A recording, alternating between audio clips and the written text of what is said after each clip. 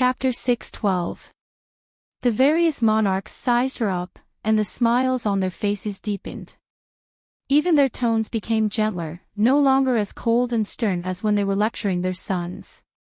Hee, I've long heard that your highness is outstanding. Seeing you today, I realize that the rumors are not even a tenth of the truth. That's right, reaching the martial ancestor realm at the age of 16. Such talent is truly rare. Compared to your highness, us princes are really too unremarkable. The various monarchs laughed as they spoke. The moment they saw Fingzhou, they had already decided that no matter what, they had to build a good relationship with the Phoenix dynasty. With such a talented and outstanding daughter, in addition to Feng Xiao himself, Old Master Feng, and the Lin family of a third-rate powerful country, how could they still be on bad terms with the Phoenix dynasty? And when their imperial father said that Fingzhou was a martial ancestor realm cultivator, the 8 princes who had their heads lowered, not daring to let Fingzhou see them, suddenly raised their heads. They were stunned and angrily glared at the elegant and beautiful woman, their hearts filled with anger. She was actually a martial ancestor realm cultivator. How could she be a martial ancestor realm cultivator? A martial ancestor realm cultivator actually had the nerve to spar with them, who were only at the martial grandmaster realm. She was too brazen and shameless. They all angrily glared at the woman who was smiling and talking to their imperial father. At this moment, her actions were graceful and magnanimous. Where was the pure and innocent expression she had when she was trying to lure them into a trap?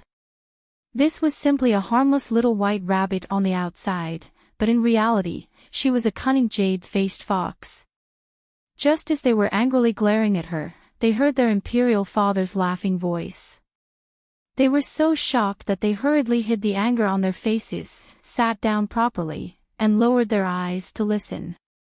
My sons, it's rare for you to come to the Phoenix dynasty, and Her Highness is so outstanding. You must seize this opportunity and ask Her Highness to give you more pointers. Hearing this, the 8 princes who were lowering their eyes secretly gritted their teeth in anger. They had already been given pointers. Wasn't the bruises on their faces caused by her?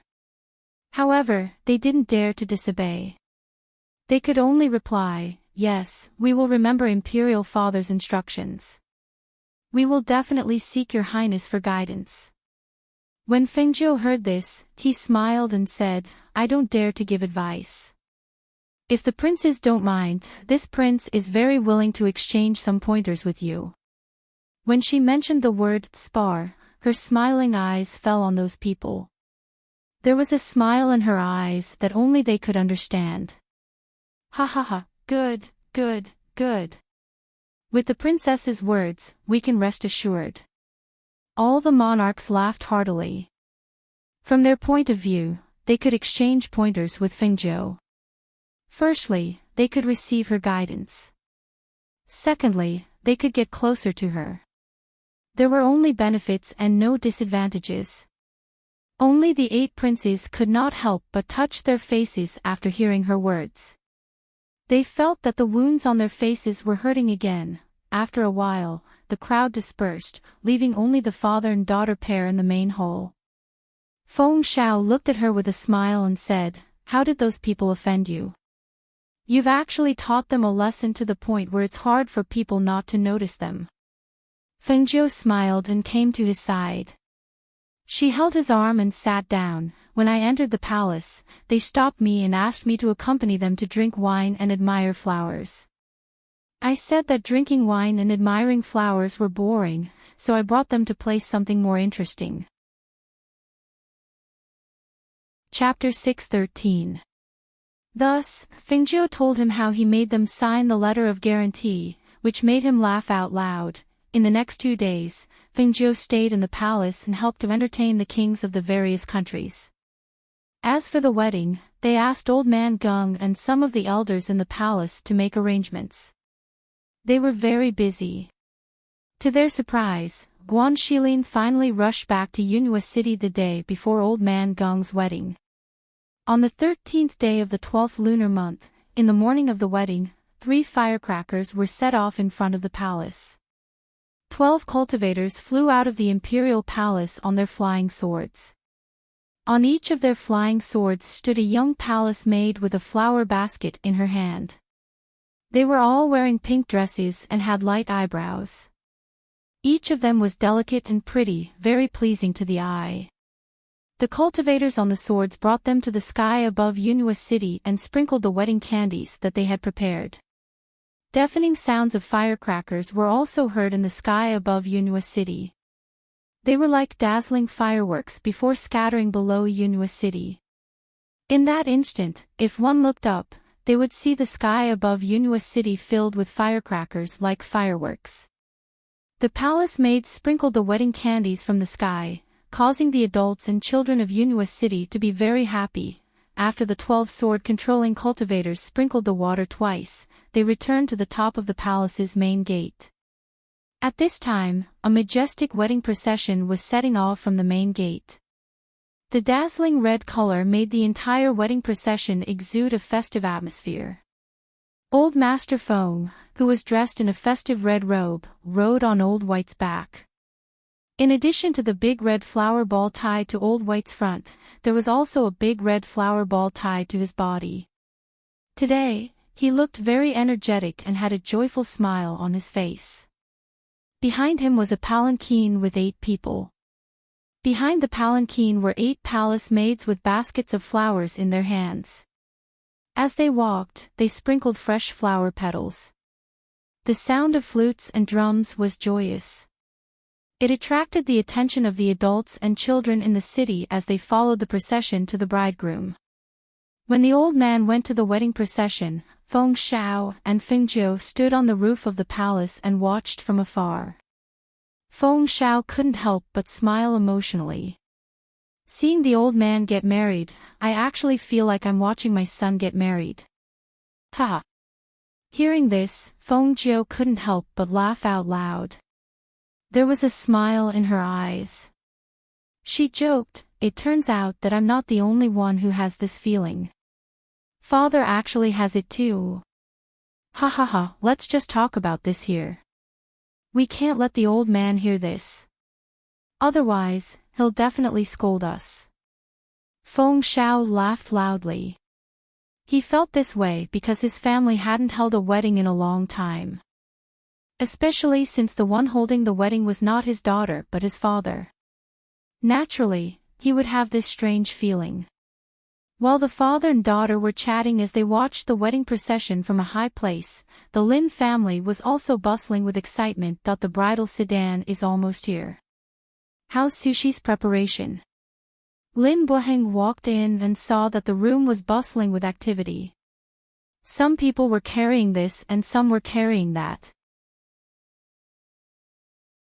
Chapter 6:14.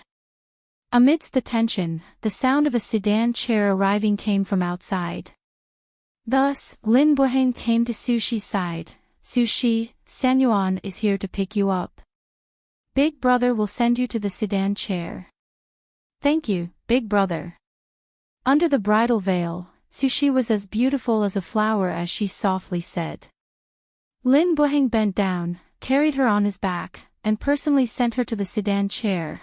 After a series of ceremonies, the wedding procession majestically went to the palace after picking up the bride. The Lin family also went to send the bride off and went to the palace together. The commoners in the city followed them all the way until they arrived at the palace gates.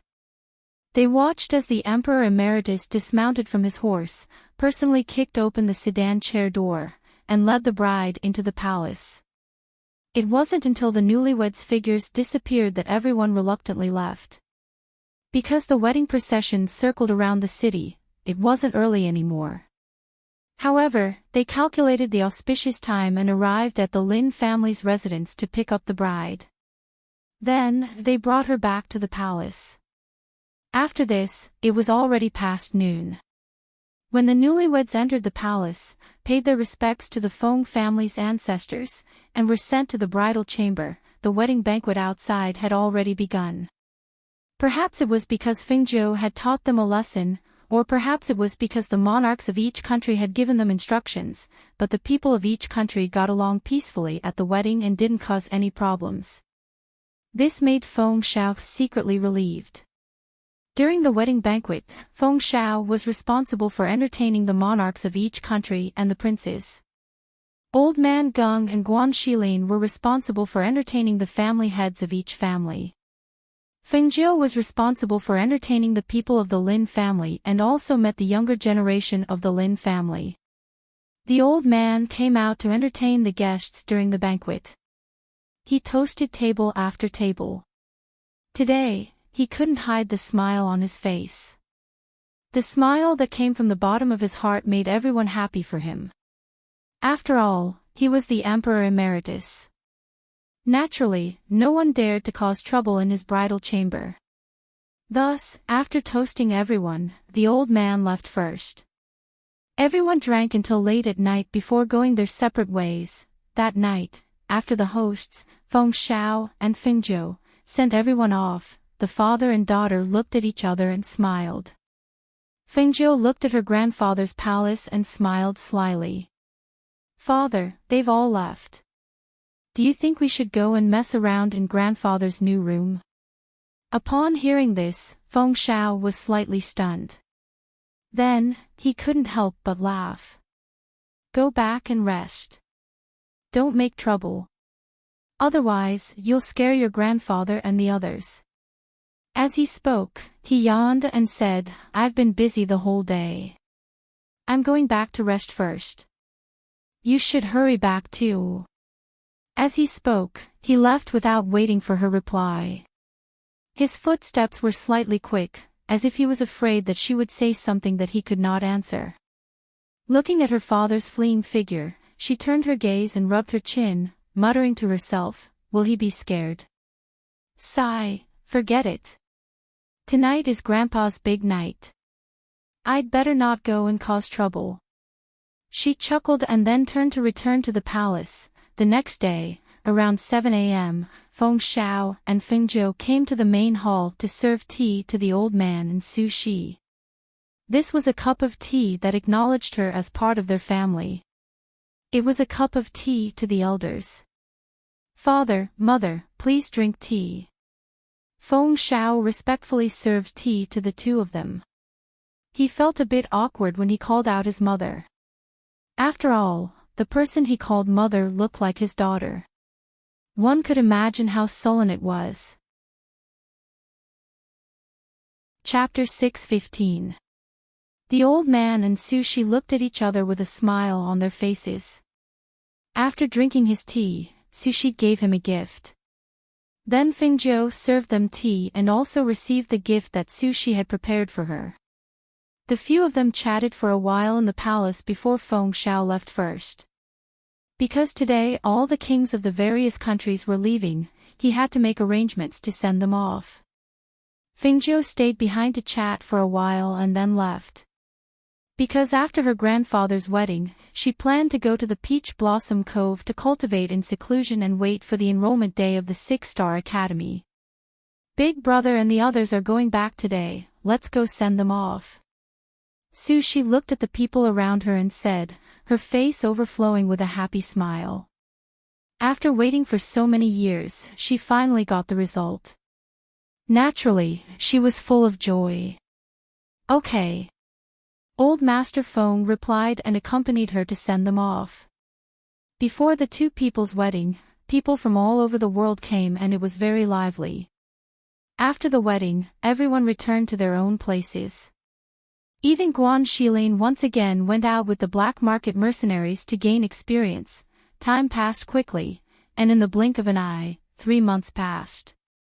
In the Peach Blossom Cove, the old man who was sweeping the floor heard the sound of a furnace exploding. He could not help but look towards the alchemy room. This was the 42nd time this month that a furnace had exploded. The people from the black market had been very busy recently, and were all busy delivering alchemy furnaces to her. Cough cough. Feng Jiu's body was pitch black, even her hair was burnt by the flames from the alchemy furnace. Her hair was slightly curled up and emitted a burnt smell. Her face was gray and her hair was disheveled. She covered her mouth and nose as she ran out of the alchemy room. When she arrived at the courtyard, she took a deep breath and frowned. She said to herself, "This is not right. I clearly controlled the fire very well, how could the furnace explode? What is wrong? Could it be that the amount of 100 withering grass was too much?" Thinking of this, she ran into the alchemy room and took out a new alchemy furnace from her space and began a new experiment. However, 4 hours later, another rumbling sound rang out. This time, the pill furnace wasn't destroyed.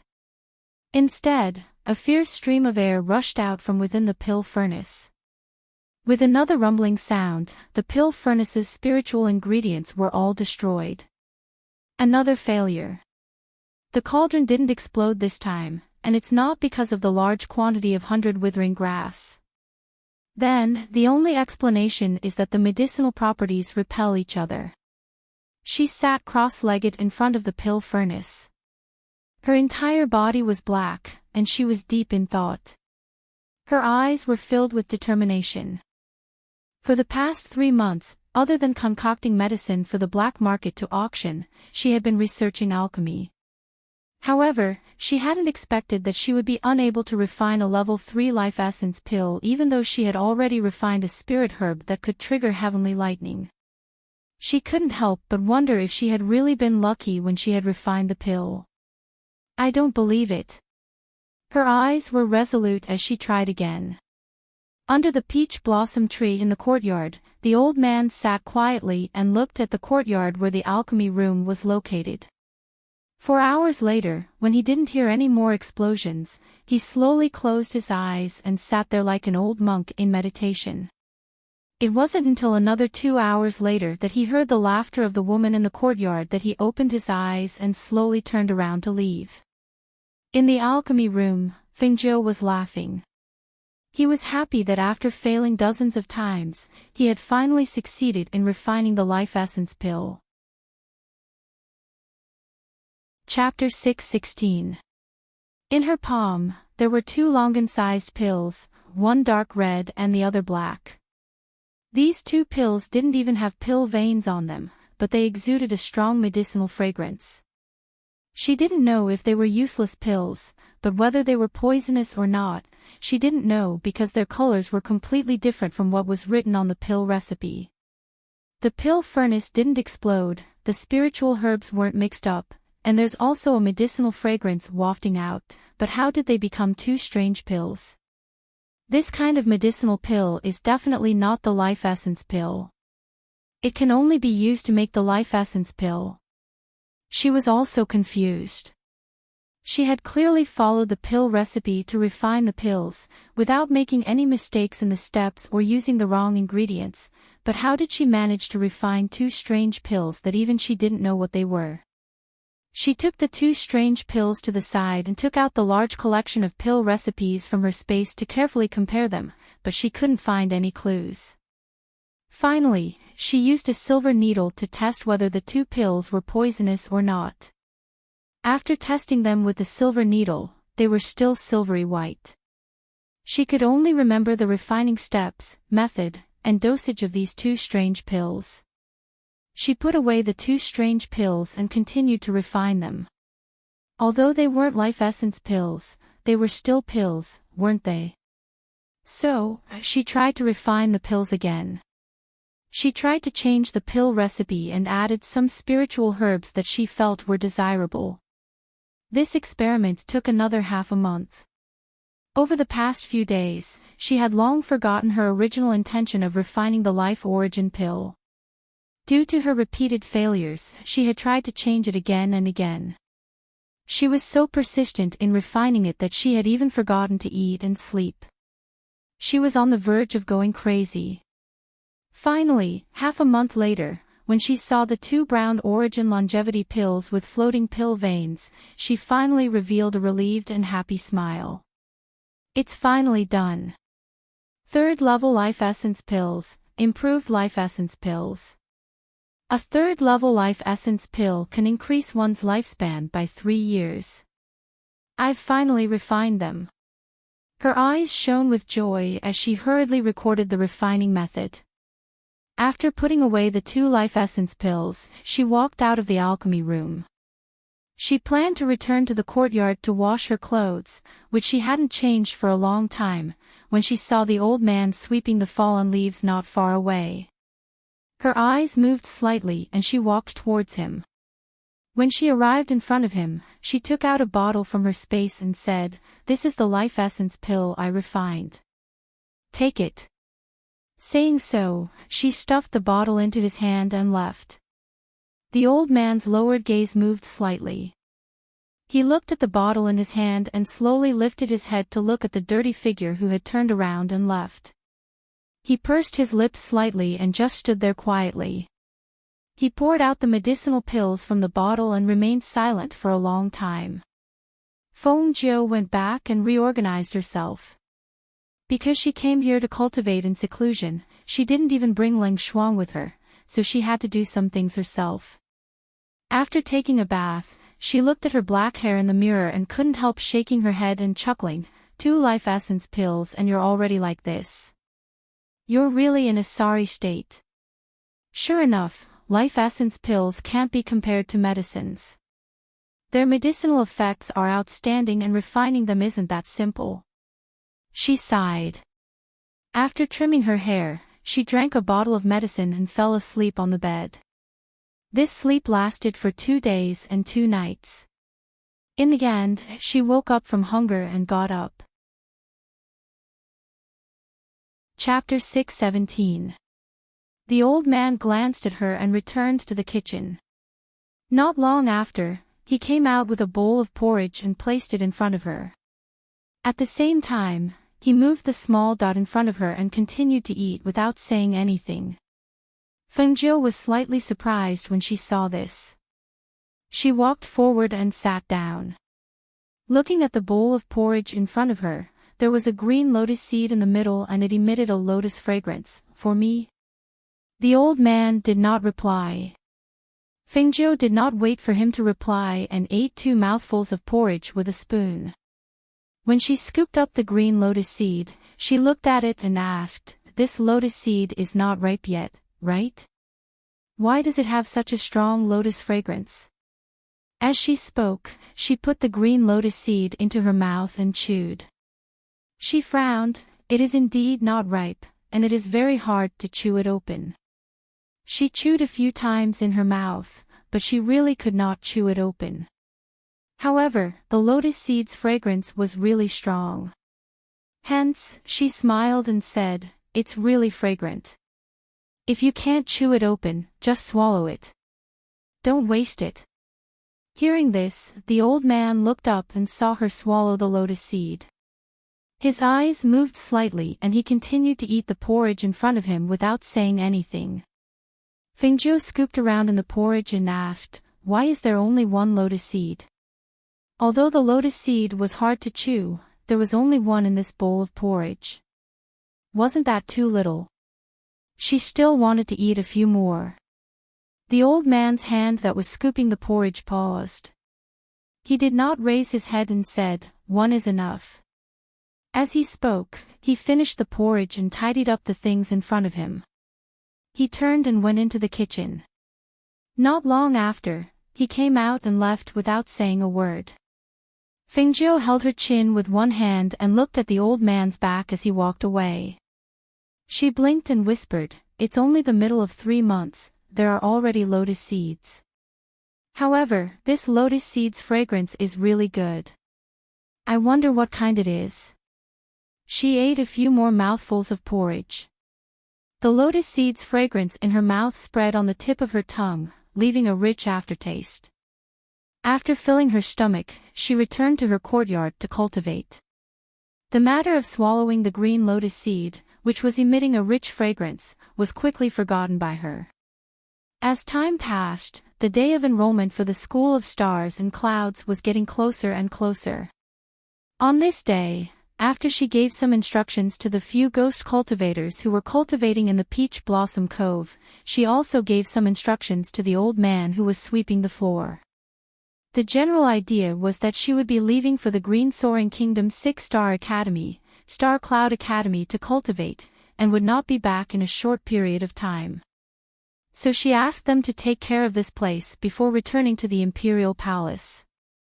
After arranging everything, she spoke with her family in the main hall for a while and listened to their advice and instructions. Xiao Zhou, aren't you going to bring anyone with you this time? If he went to the 6-Star Academy alone, how could he not have someone by his side? Why don't we transfer Ling Shuang from the Phoenix Guard Battalion to go with you? No need, no need. Let her stay in the Phoenix Guard Battalion to cultivate.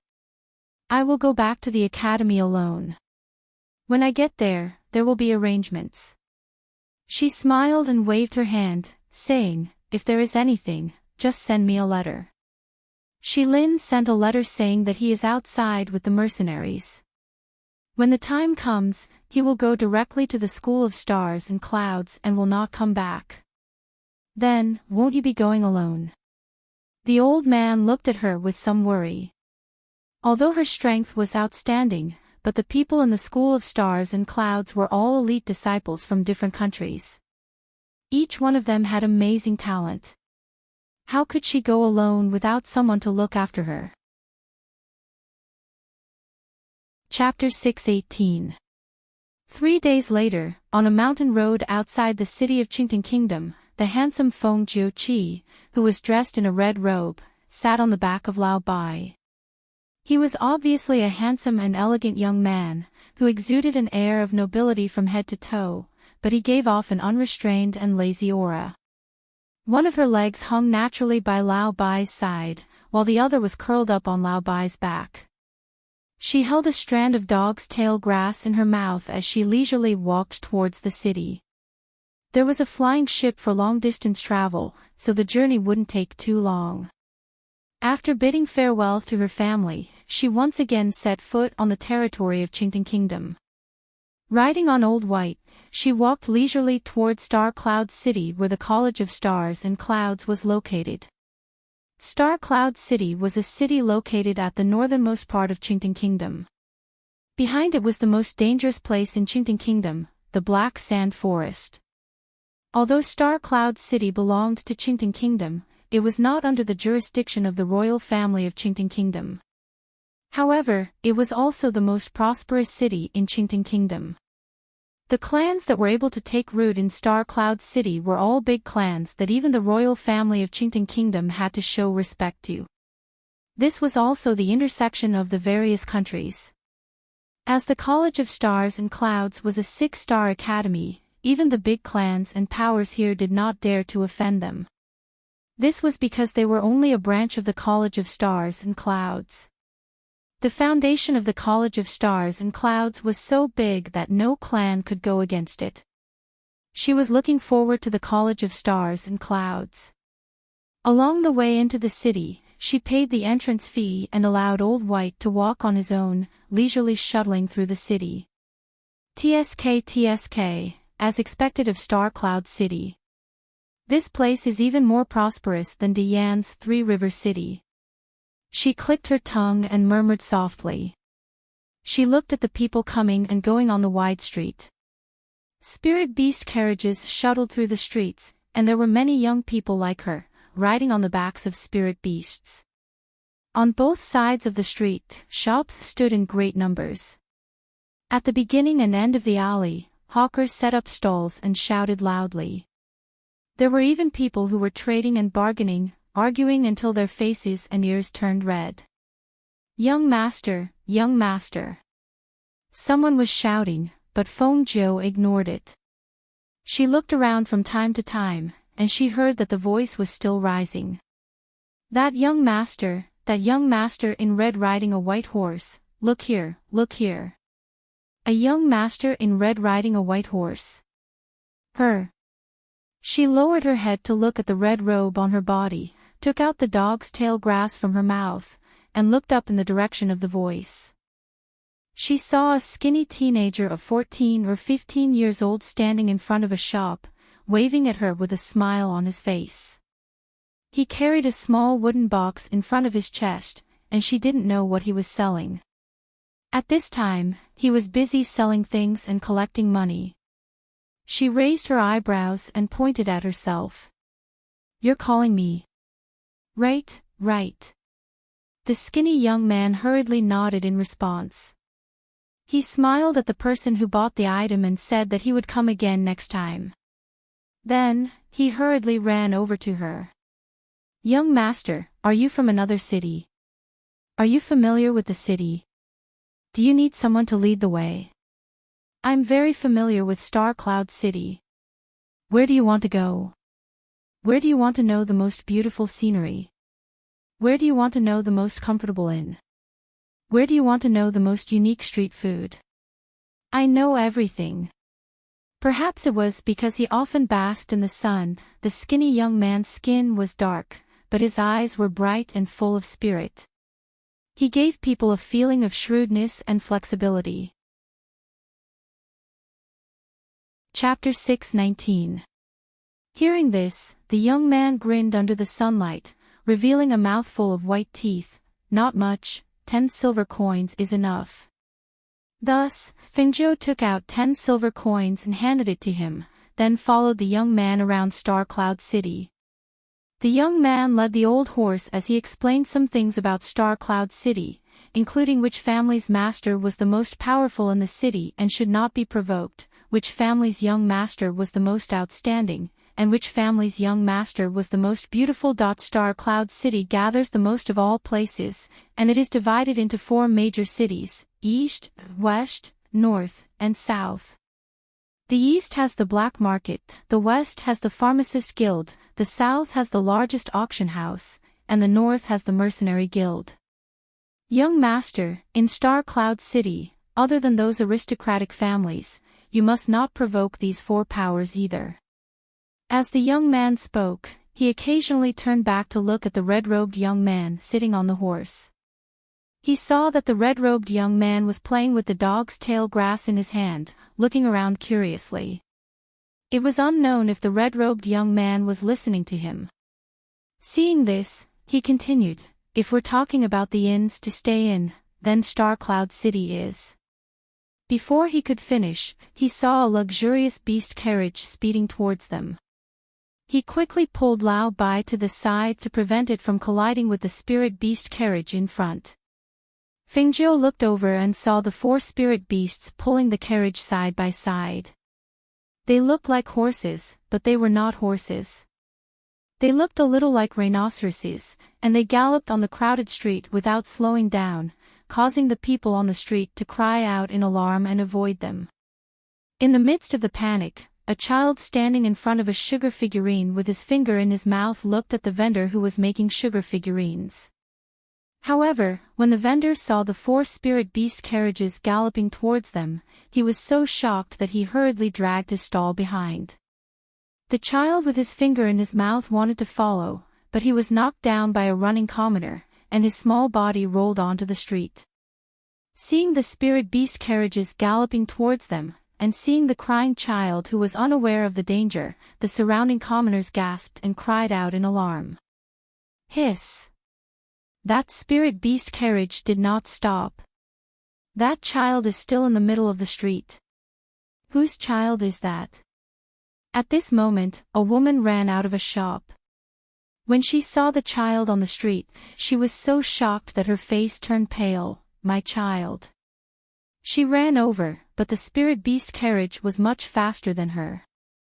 Feng Jiu, who sat on Senior White's back, couldn't help but frown when she saw that the spirit beast carriage didn't stop, and the driver was actually waving his whip and shouting anxiously as if he didn't take that life seriously. She was just about to fly up and take the child away when she saw a light blue and graceful figure flash down from the 2nd floor of a restaurant. In just the blink of an eye, the child was rescued by that person. She brought the child to the child's mother and seemed to tell her something. The woman nodded and thanked the woman gratefully. The spirit beast carriage sped past without stopping, only stirring up a cloud of dust on the road. Everyone's heart skipped a beat as they watched the young woman save the child. They couldn't help but cheer out loud. So fast! Cheers and praises rang out. The crowd's gazes also landed on the young woman in a dress. When they saw the woman's face clearly, they could not help but be stunned. There were even people who recognized the woman and cried out in pleasant surprise. Chapter 620. At this moment, a beautiful woman in a white dress quickly walked down from the restaurant. She walked up to Yi Jing worriedly and complained, "Ah, Jing, you scared me to death. How could you just jump down from the second floor like that?" That beast carriage was moving so fast and there were 4 beasts traveling together. What would have happened if you had been half a step slower and got hit? Yi Jing revealed a gentle smile. "I won't. I saw that I could save him, that's why I jumped down from the second floor. I know what I'm doing and won't hurt him. Moreover, that child situation was also very dangerous." Yes, yes, yes. You only care about others and don't worry about yourself. You scared me so much that I broke out in cold sweat. The woman in white continued to scold her. She looked her up and down and said, "Are you really not hurt?" She lightly shook her head and smiled, "I'm not hurt. It's good that you're not hurt. You see, you've been in the limelight the moment you stepped out of the Academy's gates. You really are one of our Academy's top 10 geniuses, Yi Jing." The woman in white joked. Yi Jing smiled and said, "Let's go." "Okay." The woman in white replied. She held her hand and they left together under the gaze of the crowd. Fengjiu rubbed her chin and watched the beauty's figure gradually disappear into the distance. From her point of view, the Yi Jing was indeed a rare beauty. The way she jumped down from the second floor was also very good. It could be seen that not only was her appearance outstanding, even her cultivation was not ordinary. The Academy of Stars and Clouds' top 10 geniuses. Yes, it really made people look forward to it. Ah! It's actually Yi Jing. I didn't expect to see her here. She's my goddess. The tanned youth who was holding White's hand excitedly looked at the beauty who was already far away. Because of his excitement, he didn't even realize that the rope was loosened. Fengjiu also didn't notice. Looking at the tanned youth's excited expression, she couldn't help but laugh. Just as she was about to use the green foxtail in her hand to call him back to reality, she saw White's nose snort out 2 breaths. It excitedly kicked its hooves and actually started to chase after the beauty Yi Jing. "White? What are you doing?" Fengjiu's face was filled with astonishment. She was originally sitting with one leg bent when Lao Bai galloped wildly, and she almost fell off the horse's back.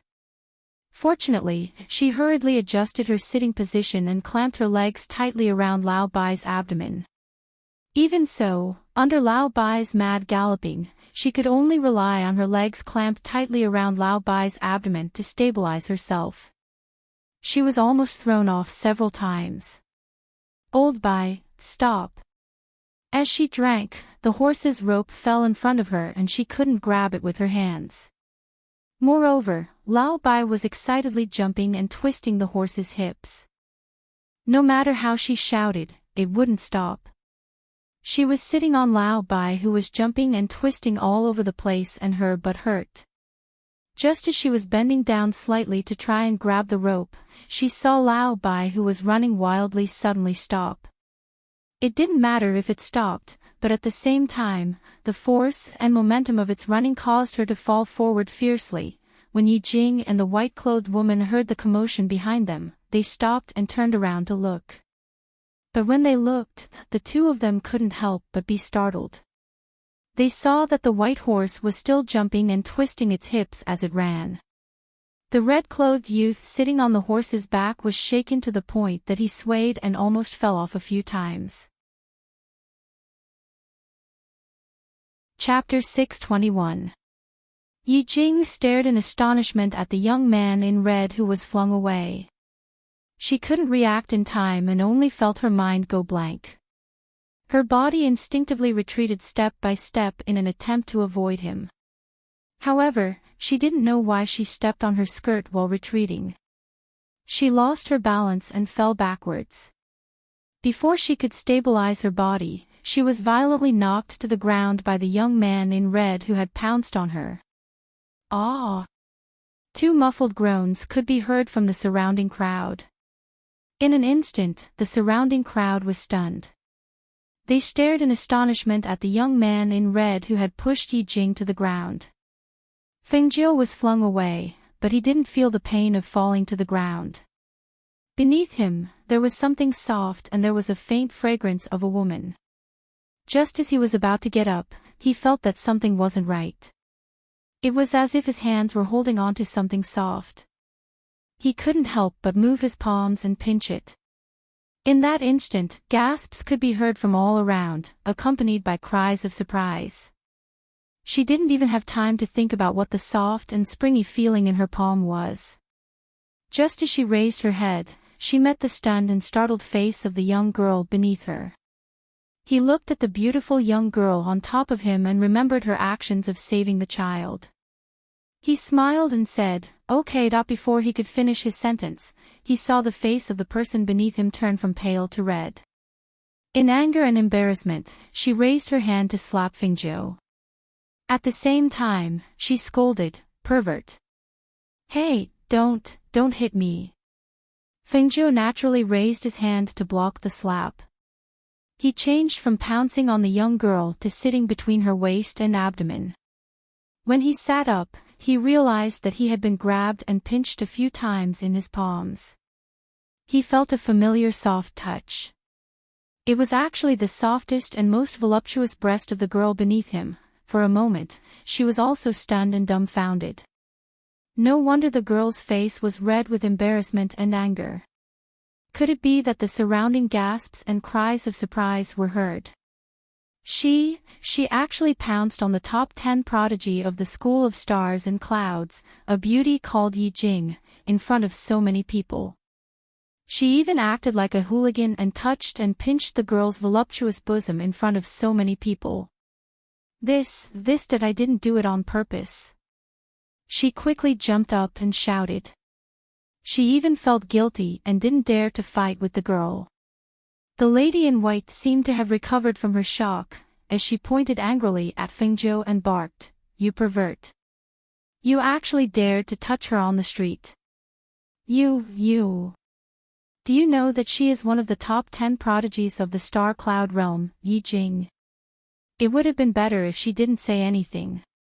Once she did, some of the people around who didn't know Yi Jing exclaimed in surprise. Hiss. So she's Yi Jing. She's one of the 10 prodigies of the star cloud realm. Besides her looks, her cultivation isn't bad either. Who would have thought that she would be taken advantage of by that young man on the street? For a moment, discussions broke out everywhere. Everyone looked at the woman who stood up from the ground with reddened eyes. She was embarrassed and angry. However, Fengjiu didn't look at Yi Jing who stood up. Instead, he glanced at the woman in white who helped Yi Jing up. "Pervert. I'll kill you." After all, she was only a 16-year-old girl. Even though she had a gentle personality, she had never been humiliated in such a way. Her eyes turned red and mist gathered in her eyes. She waved her hand and attacked the red-clothed young man who had retreated to the side. Chapter 622. Fengjiu quickly jumped away and retreated step by step to avoid the attack. Seeing that the girl called Yi Jing was so embarrassed and angry, and being pointed at and gossiped about by the people around her, she felt extremely apologetic. Even though she was a girl, she was now wearing men's clothing. In the eyes of others, she was a man who took advantage of a girl. No matter what, she was in the wrong. Because she saw that this girl called Yi Jing had saved the child, her aura was very gentle, she somewhat admired this Yi Jing. However, seeing that she was so embarrassed and angry that her eyes were red and she was holding back her tears, she felt extremely apologetic. Therefore, when she dodged, she slowed down a little and was hit by the palm without leaving a trace and was sent rolling to the ground. In reality, she was not hurt at all because Yi Jing was angry and embarrassed. Her palm did not move at all, as if she wanted to hit her to vent her anger. Therefore, she beat her at her own game and went along with her plan. Hiss. Don't hit me, I really didn't do it on purpose, aww. She was kicked and rolled to the ground. Her red clothes rolled on the ground and were covered in dust. She waved her hands and shouted in panic. After standing up, she ran to chase after Yi Jing again. Her sorry appearance amused the people who were pointing at Yi Jing and gossiping, and they could not help but laugh. Look at that young man, he's been beaten so badly. Serves him right, who told him to take advantage of a girl? That's right, he should be beaten up to vent his anger. Look at that young man's horse, like master, like horse. It's still swaying its hips, wagging its tail, and drooling. That's right, I saw it too. That horse was even jumping and wagging its hips as it ran. What a strange horse, I can't tell its breed. Heh heh heh, seeing its master get beaten up, it's still so excited. How funny. When she heard the people pointing at Yi Jing and talking about her and Lao Bai, Fengjiu ran back to Lao Bai's side in panic and pulled Lao Bai, who was still drooling and smiling at Yi Jing, away. Quick, Lao Bai, run. She pulled with all her strength, but it was as if she could not pull him away. Her face was red with anxiety and panic. When she saw Yi Jing chasing after her and swinging a palm at her, she jumped up in shock and cried out involuntarily. Ah! It's coming again. Don't hit me again, I really didn't do it on purpose. As she cried out, she hid by Lao Bai's side. When Lao Bai saw the beauty chasing after him, he opened his mouth and saliva flowed out again. He snorted and stuck out his tongue to lick the woman's face. Yi Jing saw that the youth was in a sorry state and hiding beside the horse with a frightened expression. After she calmed down, she knew that the youth had been flung away by the horse. However, whenever she thought of how the red-clothed youth had touched her, she felt extremely ashamed and angry. But now that she had vented her anger, she calmed down a bit. She also saw that the young man had taken quite a bit of beating from her, so her anger had dissipated quite a bit. She also saw that strange and perverted horse sticking its tongue out at her. She immediately took a step back in fright and glared angrily at the red-clothed young man. Don't let me see you again. Fengjiu blinked innocently and poked his head out. He saw Lao Bai pulling the white-clothed woman away quickly, then lowered his head to look at his sorry figure. He could not help but shake his head and laugh. He sighed softly and patted Lao Bai's head, then twisted his ear. Chapter 623. Hiss. Lao Bai lowered his front hooves and wagged his rear buttocks. With his ears pinched, he didn't dare to escape. He could only whine in a low voice, trying to appease his master's anger. The dark-skinned young man, who was already dumbstruck, ran over. He looked at the intelligent strange horse and then looked at the young man in red who was covered in dust. He moved his mouth but didn't know what to say. Next time, if you dare to get too excited when you see a beauty, I will castrate you. Fengjiu lowered his voice and whispered into Lao Bai's ear. His voice was cold and full of warning. When Lao Bai heard this, he immediately became listless. He didn't dare to move his wagging rear anymore. He laid down on the ground and whined in a low voice. Humph.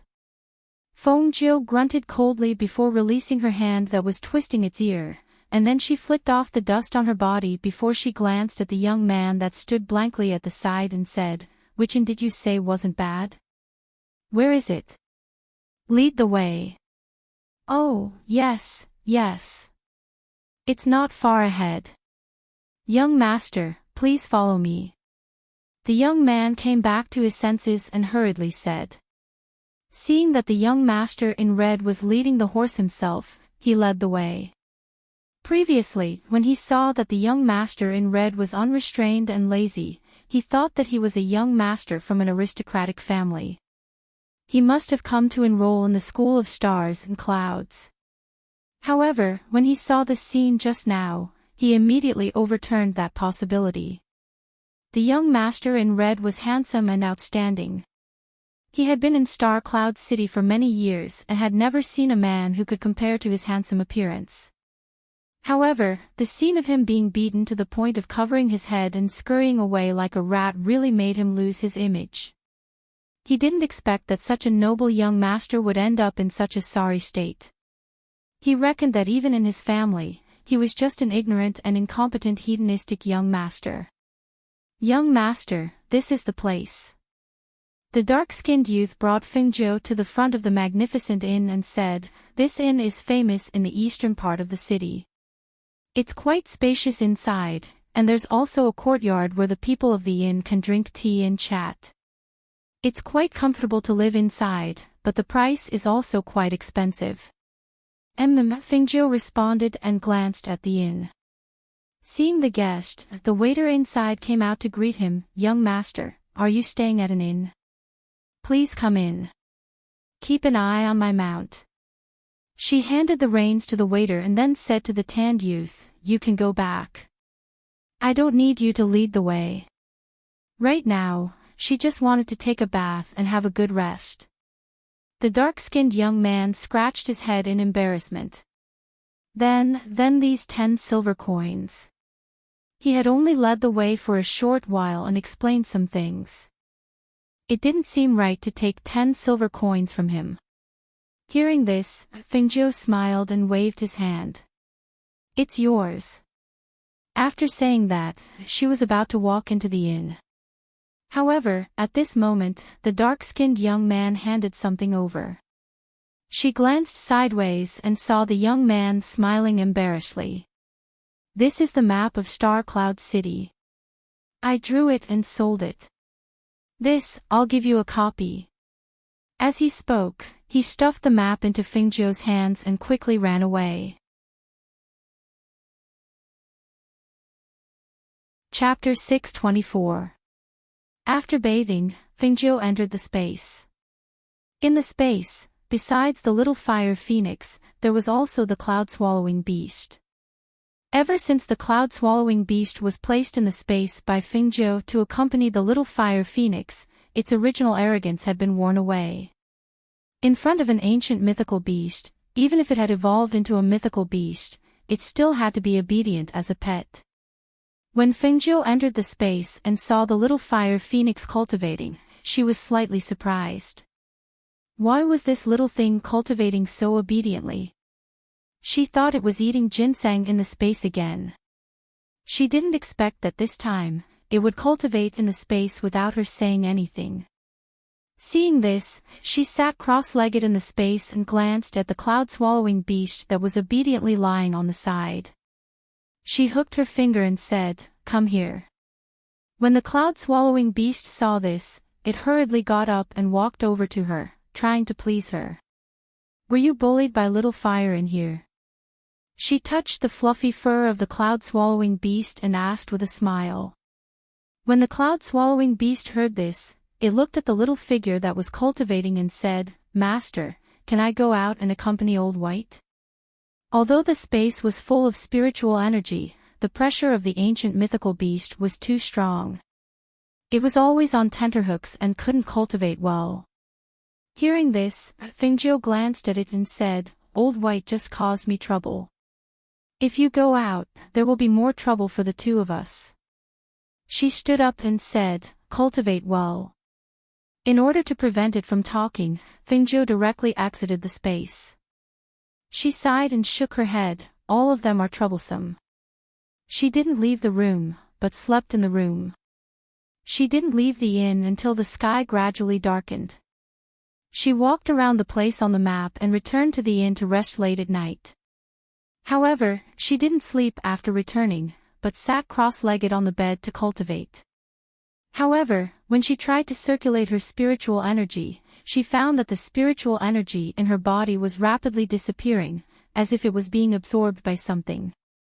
She couldn't condense her spiritual energy. How could this be? Her expression changed slightly and she frowned. She didn't believe it and continued to adjust her spiritual power. However, after trying a few times, she couldn't gather the spiritual power in her body, let alone circulate it. For this reason, she directly entered the space and sat cross-legged to cultivate. However, when she absorbed the rich spiritual power in the space and gathered it in her body, it strangely disappeared. She tried several times in a row, but it was the same. How could this be? She was a little startled. She checked her pulse, but there wasn't any problem. She also tried to use her profound energy aura. Profound energy could also be condensed, but the moment the spiritual energy aura entered her body, it seemed to be absorbed by something. It was like a bottomless pit, disappearing without a trace. Could it be the Dantian? But that doesn't make sense. She muttered softly and tried to calm her heart. After stabilizing her breathing, she relaxed her body and closed her eyes. She used her primordial spirit to probe her Dantian. However, when she saw her Dantian, she could not help but open her eyes in astonishment. Her face was filled with disbelief. How could that be? How could it be that green lotus seed? In her Dantian, there was a green lotus seed quietly lying there. She recognized it at a glance. It was the green lotus seed on the lotus porridge that the old man in the Peach Blossom Cove had brought her that day. Chapter 625. She had a strange look on her face as she sat in a daze, feeling incredulous and strange. Why was she unable to digest the thing she had eaten? It had even run into her Dantian. It had even absorbed the spiritual energy from within her body. What kind of lotus seed was that? If she had not been so far away, she would have run back and asked that old man where he had found that lotus seed for her to eat. If she had not digested it, it would have been delayed in her Dantian. The cloud-swallowing beast lay obediently on one side as its eyes darted around. It stared at its master who had a strange look on her face but did not dare to disturb her. It watched as she suddenly came in and sat there cross-legged to cultivate. Then, she sat there in a daze for a while. Then, she got up and went to the place where the books were placed. She found an ancient book and took the book out in a flash. That night, Fengjiu spent the entire night searching for information in her room. She flipped through the ancient books and read everything related to lotus seeds. In the end, she only managed to find some small details about the chaos green lotus at the back of an ancient book. The chaos green lotus. That can't be, right? She was a little dumbfounded. Compared to the small details about the Chaos Green Lotus recorded in the ancient book, she had heard of the legend of the Chaos Green Lotus as the Order Master of the Secret Order in her past life. However, she had always thought that it was just a legend, much less the Chaos Green Lotus lying in her Dantian. She reached out and touched her Dantian as she murmured with a strange look on her face, "If this really is the Chaos Green Lotus, then I've really picked up a great treasure." However, that chaos green lotus is in my Dantian and has absorbed spiritual energy. Could it be that I need to nourish it with spiritual energy? She thought about it in her room for a long time. Even though she only had a few clues, at least she knew the reason why the spiritual energy in her body had dissipated. She knew that even if the chaos green lotus in her Dantian was not the chaos green lotus, it would not cause any harm to her body. However, she did not know how long she would need to nourish this chaos green lotus before it would sprout. With this thought and curiosity in mind, she originally wanted to walk around Star Cloud City. However, because of the green lotus in her Dantian, she locked herself in the inn and entered the space day and night to cultivate her spiritual power and aura. It was as if she wanted to see how much spiritual power and aura could nourish the green lotus to germinate. However, with the passage of time, day after day, it was already the third day before the College of Stars and Clouds began to enroll students. The green lotus in her dantian still did not have the slightest change. Once the spiritual energy that she cultivated entered her body, it disappeared without a trace. Early in the morning, she finally collected her thoughts and walked out of her room. She walked around the public courtyard of the inn for a while before sitting down at the stone table. Her finger tapped on the table from time to time. No one knew what she was thinking. "Little brother, are you also here to register for the School of Stars and Clouds?" A laughing voice sounded. Feng Jiu came back to her senses and looked up. She saw an imposing man dressed in green walk out of the room next to hers. With one hand behind his back and the other in front of him, he walked towards her. There was a strange smile in his eyes that she could not understand. "Yes." She nodded and asked with a smile, "Brother, are you here too?" "Yes. The expectations of the elders in my family, I had to come." He laughed loudly and sat down beside Fengjiu. His eyes were smiling as he looked at Fengjiu. "I've stayed here for a while. I didn't expect to meet little brother here." Chapter 626. Seeing this, the man in green laughed and explained, "That day on the street, I just happened to see little brother being thrown out by your horse." "Oh, so that's how it is." Hearing this, Fengjiu smiled embarrassedly. Alas! During this period of cultivation, she had forgotten that she had taken advantage of Yi Jing. Now that it was brought up, she felt a little embarrassed. "Actually, you can't blame little brother for the situation at that time. I just didn't expect little brother to be so interesting. You actually dared to take advantage of Yi Jing on the street. For this, I really admire you." His tone was joking as he looked at Fengjiu with a smile. Fengjiu's mouth twitched. She felt that this person was also a strange person. Admiring? When others saw her like this, they would think that she was a lecher. However, this person's eyes were open, only smiling and joking. She didn't know what to say. "When I saw little brother, I felt that we hit it off very well. Why don't we go out for a drink?" He stood up and invited Fengjiu. "I see that," she thought for a moment. Seeing the man in front of her smiling and looking at her expectantly, she sighed in her heart and stood up. "All right, let's go out for a drink." Since she had nothing to do, she might as well go out for a walk. The two of them walked out of the inn and chatted on the way. After both of them said their names, Fengjiu knew that this person came from a noble family of another sixth-class country. His name was Xiao Han. His personality was a little unrestrained. Although he was talented, he was not very enthusiastic about entering a school to cultivate. This time, he came to Star Cloud to sign up because of his parents' strict order. Her heart skipped a beat. The rank of a country was really important.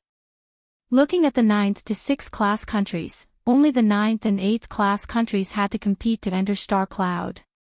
Only the top few countries were qualified to come to Star Cloud to sign up. However, even if they signed up, whether they could enter or not was another matter. However, the noble families of 7th and 6th class countries could directly come to Star Cloud to sign up for the assessment. This was the difference.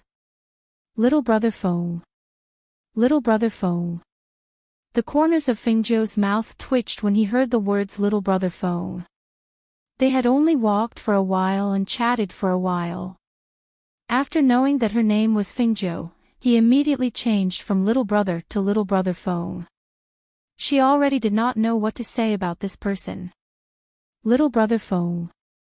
This was the first time someone had called her that, and she was speechless. "Brother Xiao, what's the matter?" She looked at him and asked. Xiao Han looked at the handsome red-clothed youth beside him and joked, "Could it be that you're thinking of a beauty?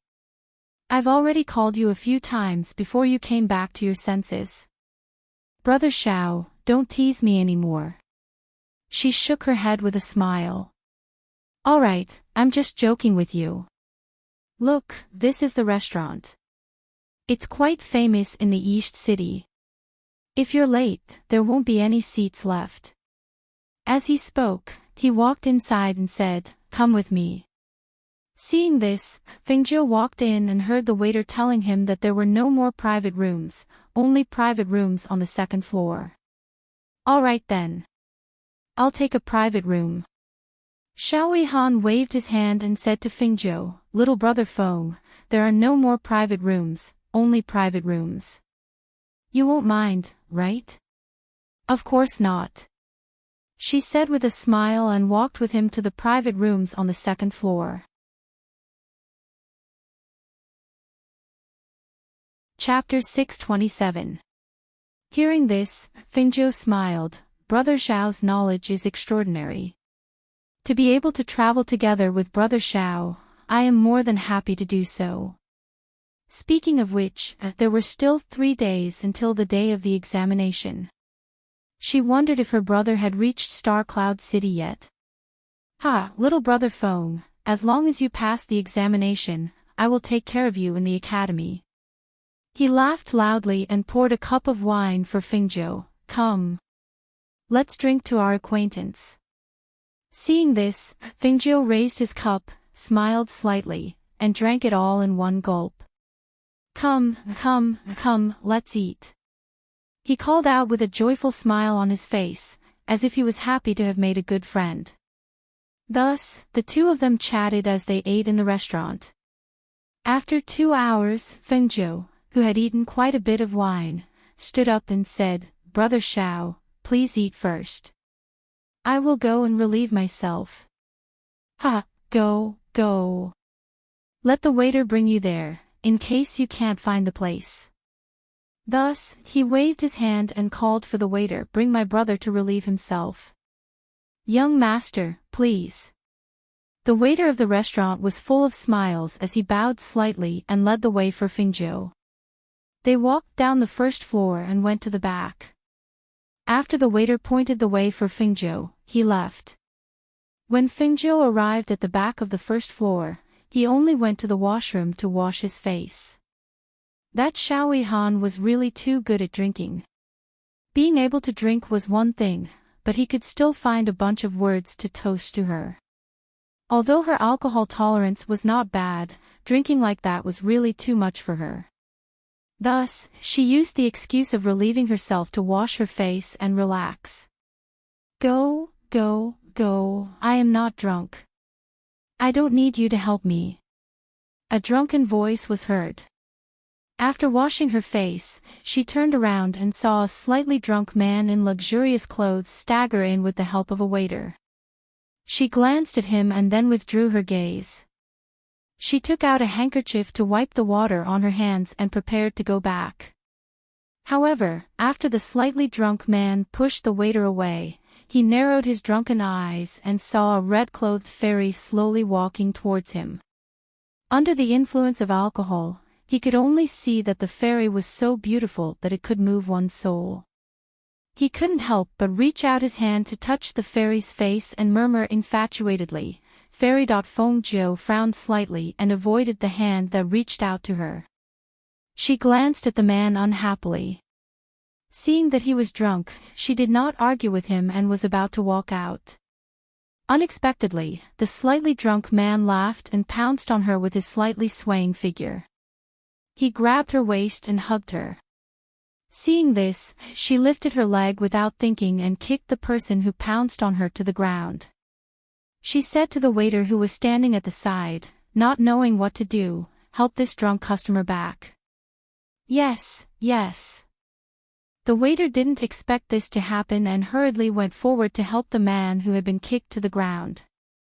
But who knew that the slightly drunk man pushed the waiter away and stood up, pouncing towards Fengjiu again. "Fairy, don't go." The waiter saw that the man who pounced forward was kicked to the ground by the red-clothed young man again. The corner of his mouth even scraped the ground and a trace of blood seeped out. He was so scared that his face turned pale. That was a customer in the private room. What should he do now that he was bleeding? At that moment, he did not dare to stay any longer. He quickly ran to the front to invite the shopkeeper and inform the other customers in the private room who came with the man in luxurious clothes. Chapter 628. Unable to bear it any longer, she smiled and squatted down to look at the luxuriously dressed man holding her leg. She patted his head and said, "Be good, let go." The man looked at her with infatuation, his eyes blurred. "Fairy, so beautiful."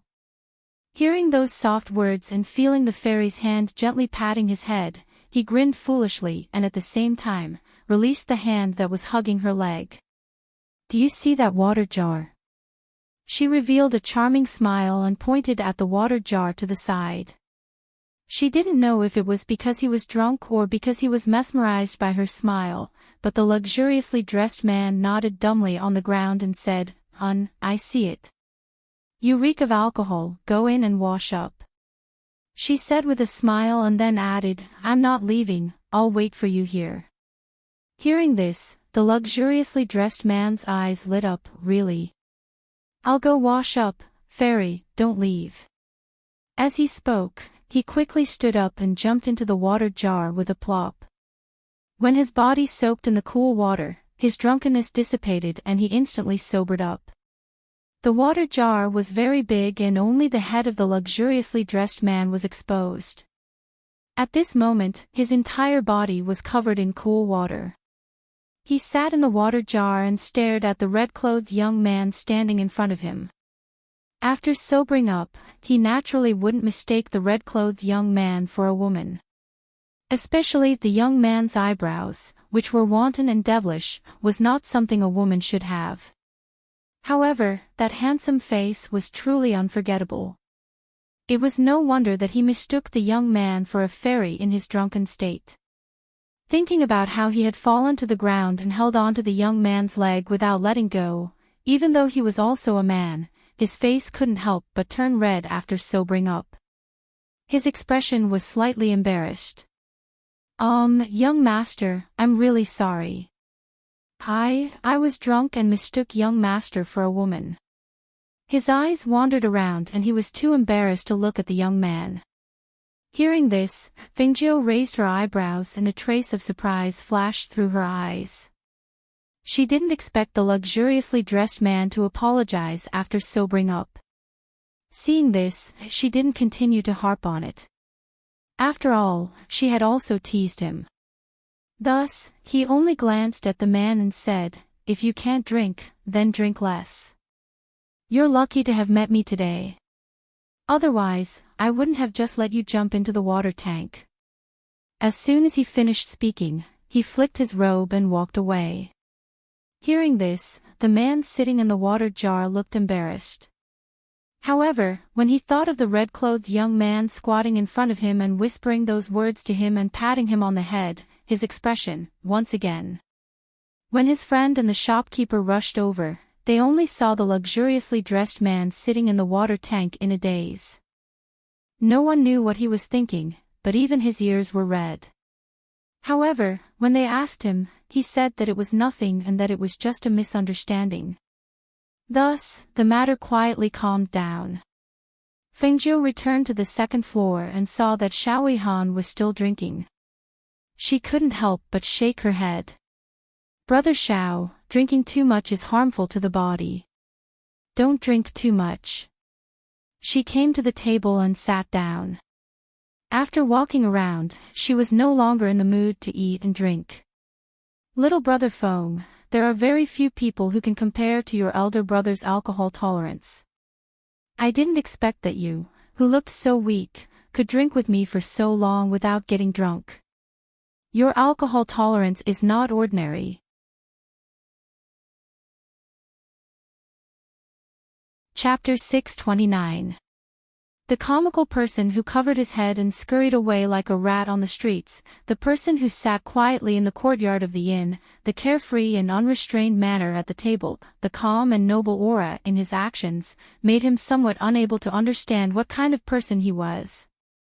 However, The only thing he was certain of was that this young man was the first person he admired after coming to Star Cloud City, and also the first person he wanted to befriend. Little brother Feng, you know that person.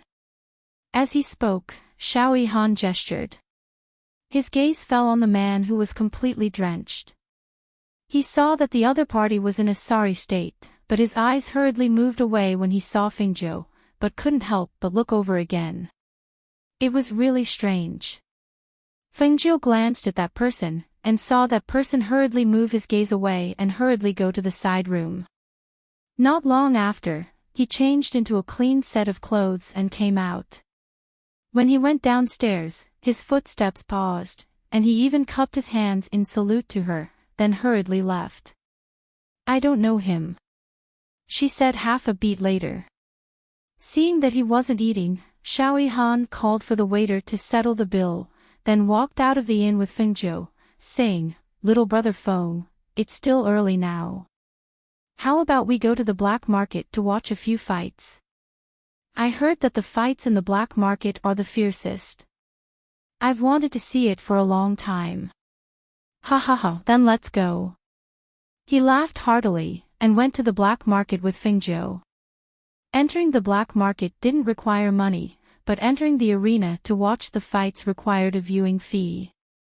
Thus, when Xiao Han was about to pay the fee, Fengzhou had already passed it to him. While he was slightly stunned, she smiled and walked in. Seeing this, Xiao Han smiled and followed in. The moment he stepped into the battle arena, he immediately felt that the atmosphere inside was different from outside. Other than the spectators who were excitedly cheering from the surrounding spectators, there was a faint smell of blood in the air. The fighting spirit and aura of the two people fighting on the battle stage formed a battlefield. The fierce fighting and attacks were accompanied by blood and sweat, causing the blood of the people in the arena to boil. The two of them were led to the front seats by the person who led them here, and sat down to watch the fight on the battle stage. Young masters, do you want to place a bet? You can still place bets now. A middle-aged man came over with a tray. Fengzhou glanced at the tray. There were two signs, one black and one red, indicating that the minimum bet was 100 silver coins. 500 gold coins on the red team to win, Xiao Han said to the middle-aged man, then looked at Fengzhou. Fengzhou shook his head and smiled. I don't really play this game. Thus, as the middle-aged man retreated, he ordered people to bring 2 cups of tea and a portion of pastries to the 2 people sitting in the same row. The stage was drenched in sweat and blood, while the audience was overjoyed. Looking at the swollen faces and broken arms of both sides, Fengzhou's eyes darkened. He was risking his life to earn that pitiful amount of hard-earned money. She could hear the cheers of the crowd, but the blood on the stage was splashed with blood. Looking at the strong contrast between the stage and the audience, her heart sank. Brother Xiao, please watch. I have something to do. She stood up and said. She found a person from the black market to lead the way to the manager, intending to ask if there was any news of her brother in the black market. Chapter 630. On the other side, Fengzhou found out that Guan Shilin hadn't been to the black market yet after asking around, so he left a message informing her of his current residence and the inn he was staying at. He then walked back to the arena and sat down in the first row to continue watching the matches. After Fengzhou left, an old man stroked his beard and walked out from the shadows. He stared thoughtfully in the direction where Fengzhou had left. The middle-aged manager glanced at the message Fengzhou left behind and casually put it aside, not taking it to heart.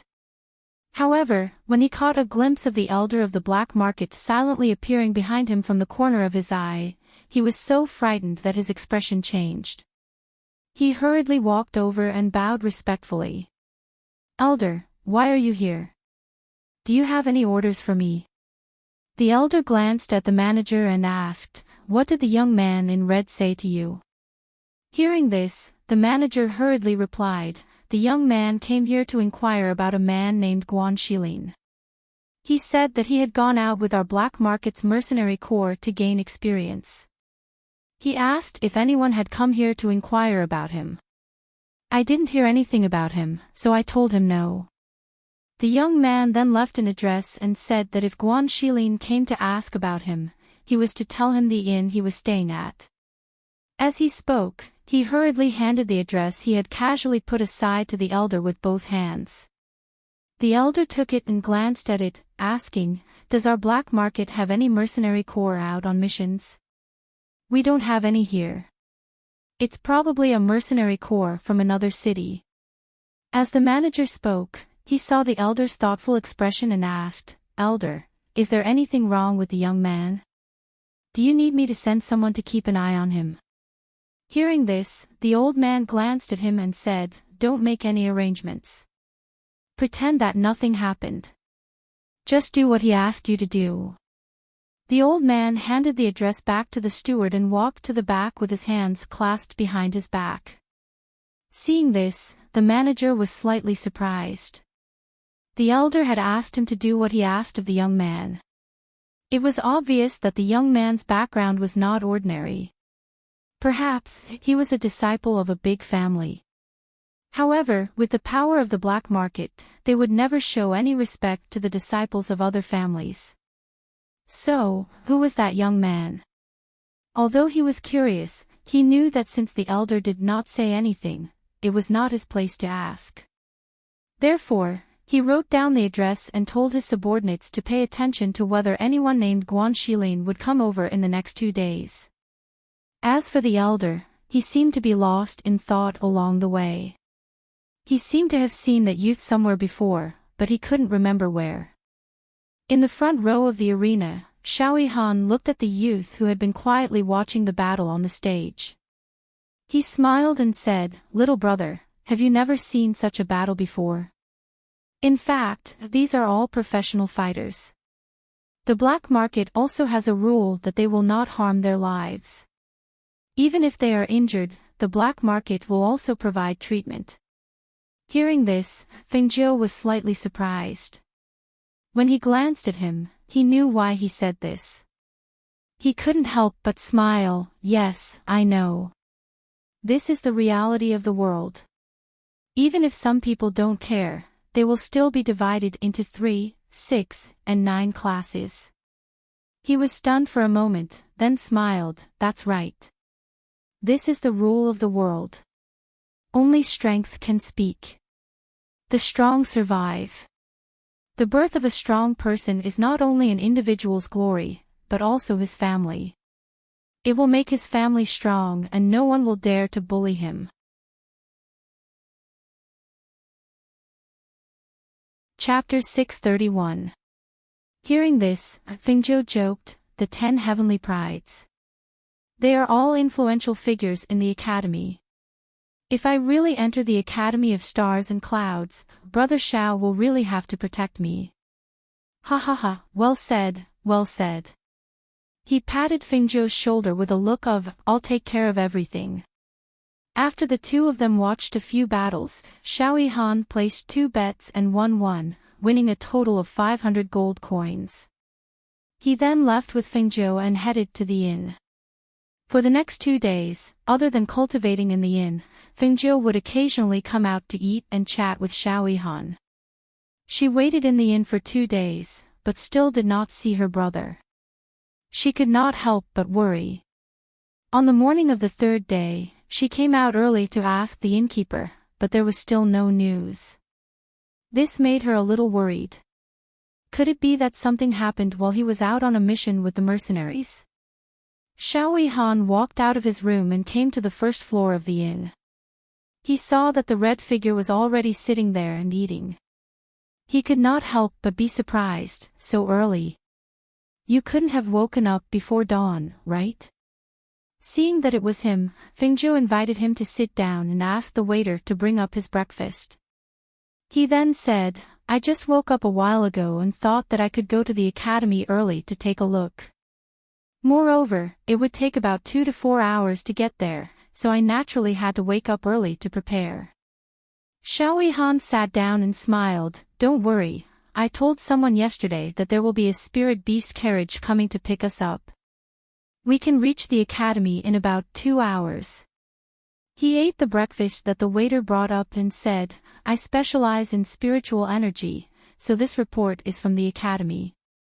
Little brother Feng, I can see that you don't have any spiritual energy on your body, and your cultivation is only at the early stage of martial master. It will be difficult for you to enter the profound academy with this kind of strength. I wonder what you plan to do.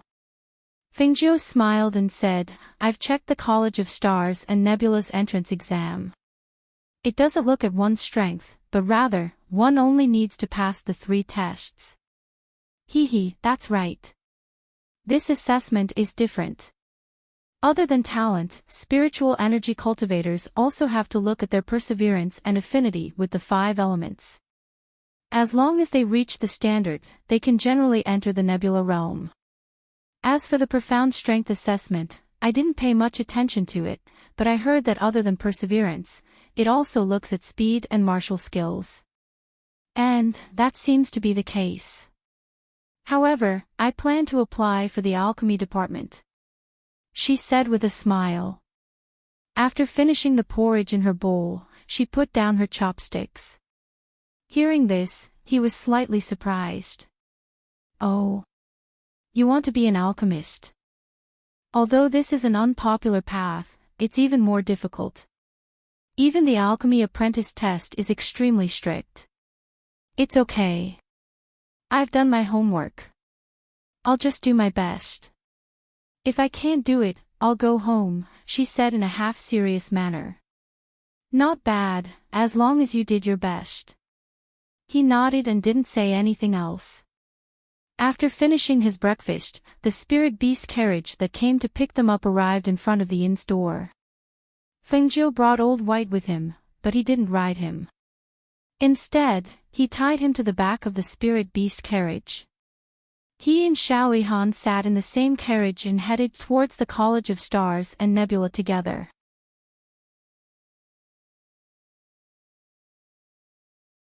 Chapter 632.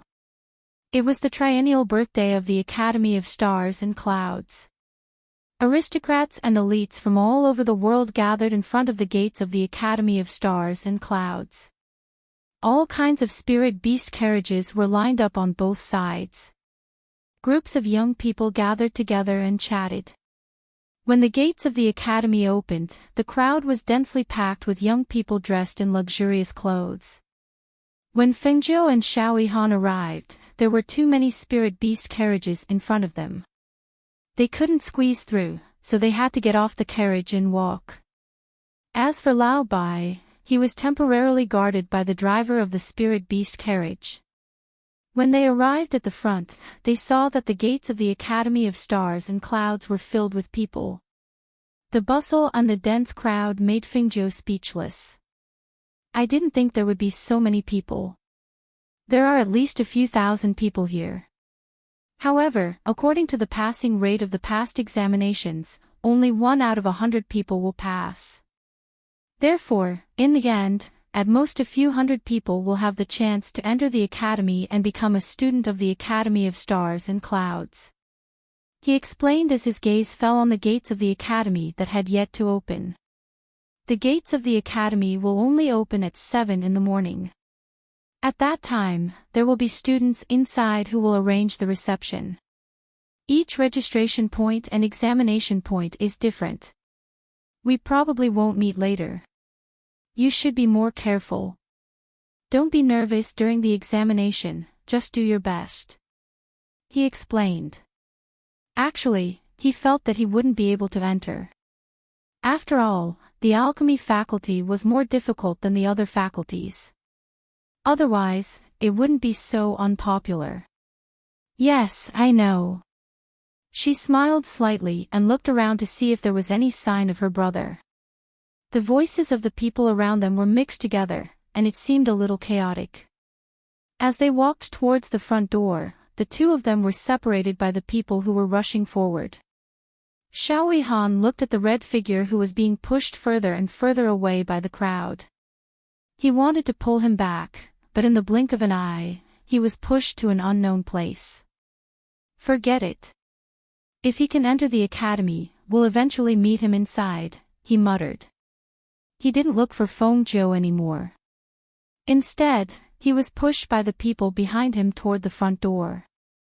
As long as they were closer to the front, they would be able to enter the examination first. They wouldn't have to squeeze among the crowd. Therefore, the people who came to take the examination all rushed forward. Especially before the door opened, they rushed to the front. Once the door opened, they would all run to the branch courtyard where they had registered. However, unlike the people who were rushing forward, Fengzhou finally couldn't take it anymore and slipped away. He walked to a nearby tree and exhaled softly. Phew! The academy's gates haven't even opened yet. Even if you're rushing to reincarnate, you don't have to be in such a hurry. As soon as she finished speaking, she inadvertently raised her head to take a glance. However, she was startled and instinctively took a step back. She stared at the white figure sitting on the tree above her head. When she saw that person's face, she could not help but be stunned. What a handsome man! Originally, she shouldn't use the word beautiful to describe a man, but right now, other than the word beautiful, she couldn't find any other words to describe the white-clothed man sitting on the tree.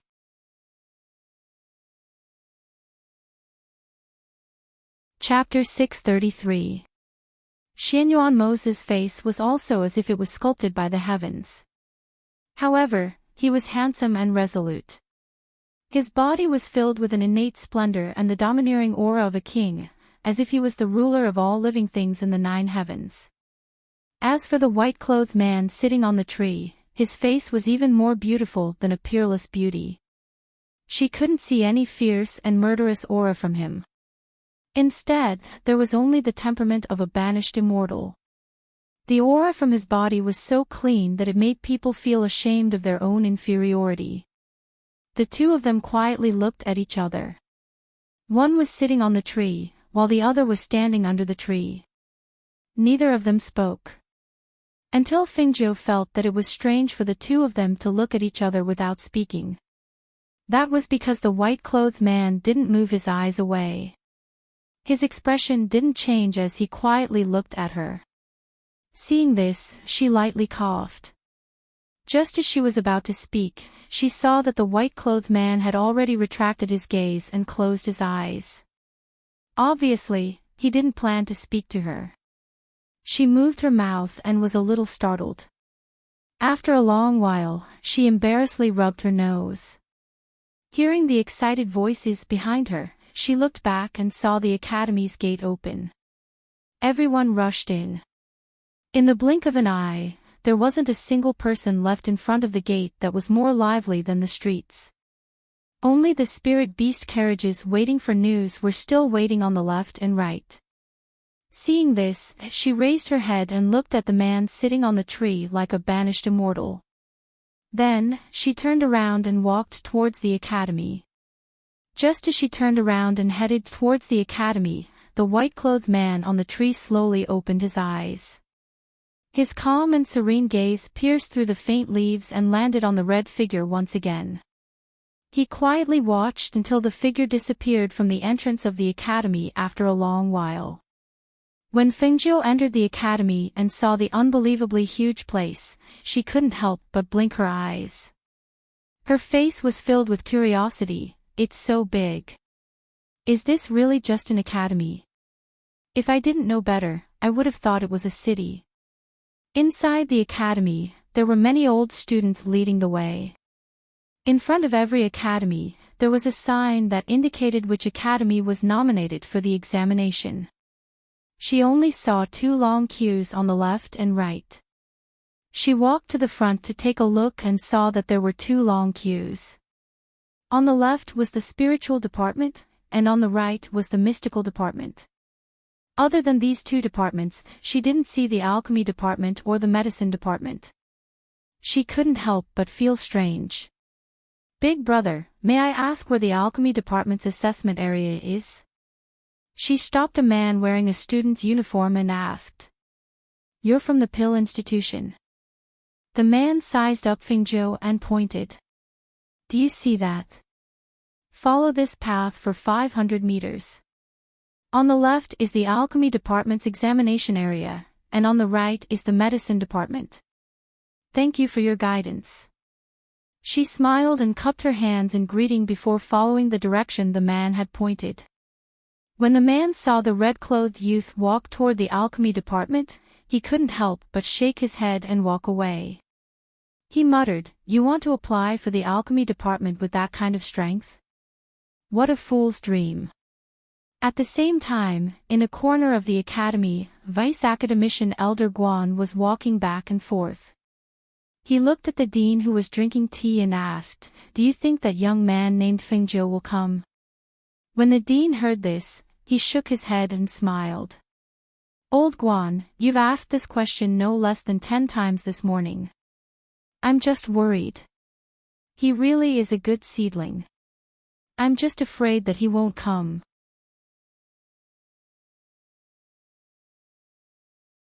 Chapter 634. Elder Guan sighed, "Then you don't know that young man." He paused, not knowing how to describe it. "If you're worried, you can go to the examination area to take a look. However, I have something more important to tell you today." The dean put down his teacup and smiled at the vice dean. "Something more important?" Elder Guan looked at him. "What is it?" "Young Master Mo Chen is here. He said he'll be staying here for a while." As the dean said this, he saw Elder Guan's shocked expression. Really? Elder Guan was excited. "He's coming today too. Why haven't I seen him yet?" The dean nodded. "He should be here in the next 2 days. No, I have to go outside and take a look." As soon as he finished speaking, he walked out without waiting for the dean's reply. At this time, Fingzhou was standing in the middle of the road between the pill department and the medicine department. Looking at the 2 registration points, she was stunned. Compared to the long queue at the front, there were more than 10 people in the medicine department. There was only one elder in the pill department who was dozing off. She was speechless. Why was there such a big difference? Didn't they say pill refiners were very popular? Didn't they say pill refiners were even more respected? Out of the thousands of students who came to register, she was the only one who came to the pill department? Just as she was thinking about it, she saw a few men walking out from the courtyard behind the old man dejectedly.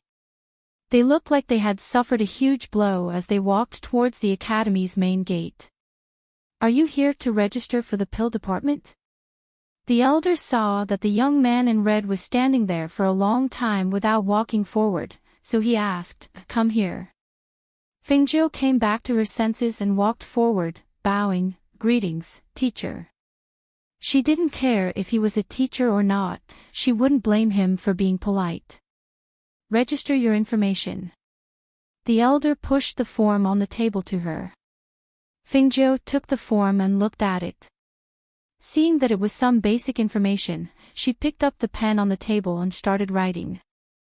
Although she had the star medallion and could directly enter the academy without taking the test, she also wanted to know how strict the star clouds test was. The old man glanced at the red-clothed young man and casually glanced at the information sheet. When he saw that it was a level 9, his eyes widened and he sat up straight. "Are you from a Tier 9 country?" "Yes." She nodded and replied. Hearing this, the old man glared at him and reprimanded, "What is it?" "The 9th-tier countries have already submitted the 10 quotas for this year. Where did you come from? Don't you know that there are only 10 applicants for the 9th-tier countries? None of the 10 applicants will pass the test. Are you here to waste my time? But I have a recommendation letter." As she spoke, she handed over a recommendation letter. She had gotten it from the black market. With this, even people from Tier 9 countries could participate in the assessment. Her brother also had one. When he saw the recommendation letter, the old man looked as if he had swallowed a fly. He was speechless for a long time. He picked up the letter and looked at it again and again. Seeing the name on the letter, he confirmed again, "You're Fingzhou." "That's right." She still nodded and looked at him with a pure face.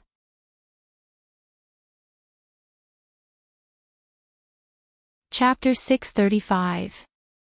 Hearing that, Fingzhou looked at him and smiled.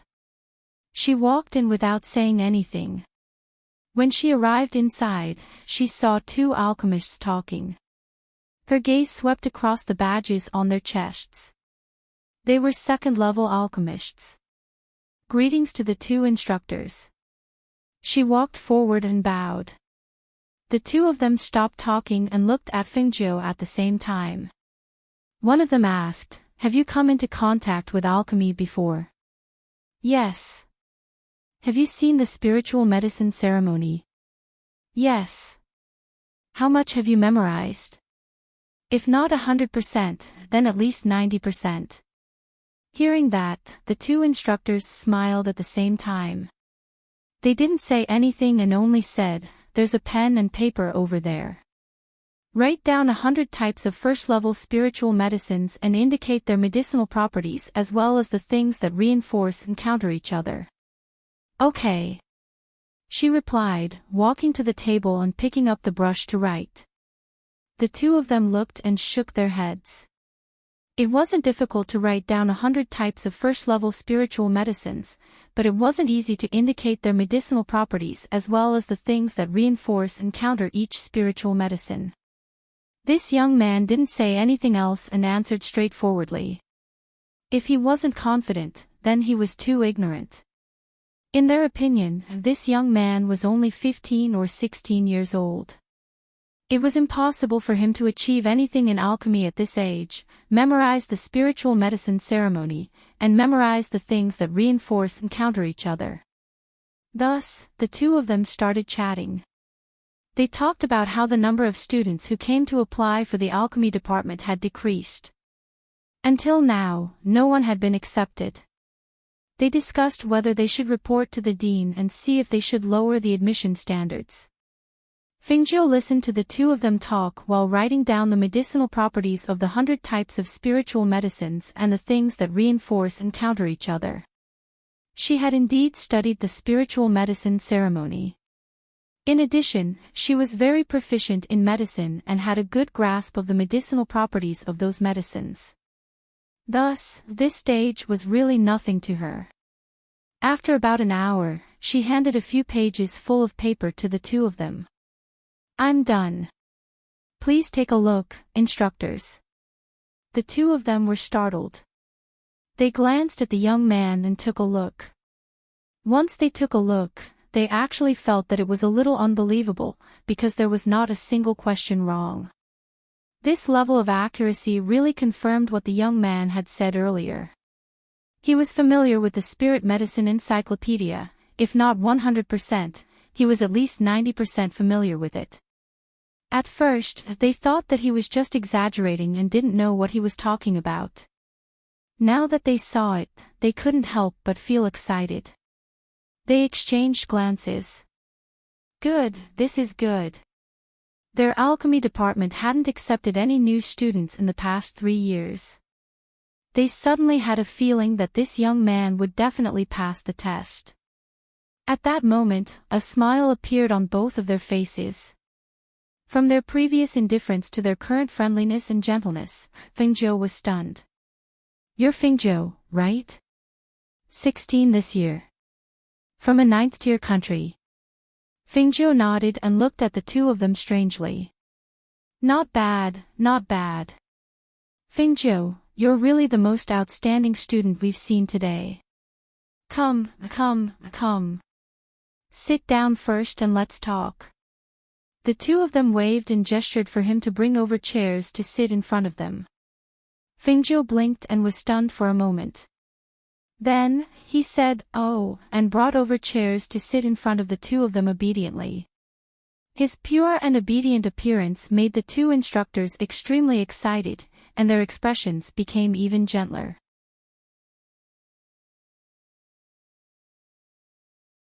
Chapter 636. "Teacher, are we still taking the exam? She asked curiously. Why did they ask her to come and chat in the middle of the exam? No rush, no rush. There are not many people here to register for the exam. Let's chat first. The two of them smiled gently at Fingzhou. One of them smiled and asked, You are familiar with the elixir ceremony. Do you know any similar elixirs? Yes, I do. She replied. The other person took out 2 elixirs from his sleeve and placed them on the table. Then tell me, what are these 2 elixirs called? What's the difference? Fingzhou looked at the 2 first-level elixirs on the table and said, The one on the left is a first-level elixir, 9 inverted growth. It is also known as Iron Man chicken. It has a strong stem that is short and upright. The top of the stem is densely covered with red shining lanceolate scales. The 2 alchemists looked at each other and nodded. The one on the right is a second-level elixir, red pool grass. Its shape is very similar to 9 inverted growth. However, the difference is that the red pool grass has fine hairs on its stem. It is slightly poisonous and needs to be treated. It can be used as a painkiller. Hearing this, the 2 of them were overjoyed and praised, Good, good, good. Not bad, ha ha ha ha. Seeing the 2 of them so happy, Fingzhou was a little embarrassed. She pretended to be a fool to deceive the old people. She was too embarrassed to meet their happy eyes. However, her embarrassed expression had a different meaning in the eyes of the 2 instructors. They felt that this child was honest. If it were someone else who was praised by them like this, they would definitely be proud of themselves. However, this child looked embarrassed. She was really too honest and well-behaved. All right. There's no need for the exam. We will give you a first-level student. First-level students don't need to pay tuition. You can save a lot of money. The 2 teachers smiled and waved their brushes. On Fingzhou's information sheet, they wrote that she passed and marked her as a first-level student. Fingzhou listened and blinked. She was stunned, that's it. The tuition is waived. Yes, it's done. From today onwards, you are a student of the Alchemy Department of the College of Stars and Clouds. We will also waive your tuition fees. Fingzhou, don't disappoint us. You must bring glory to our Alchemy Academy and let the other academies know that our Alchemy Academy is not a nameless academy.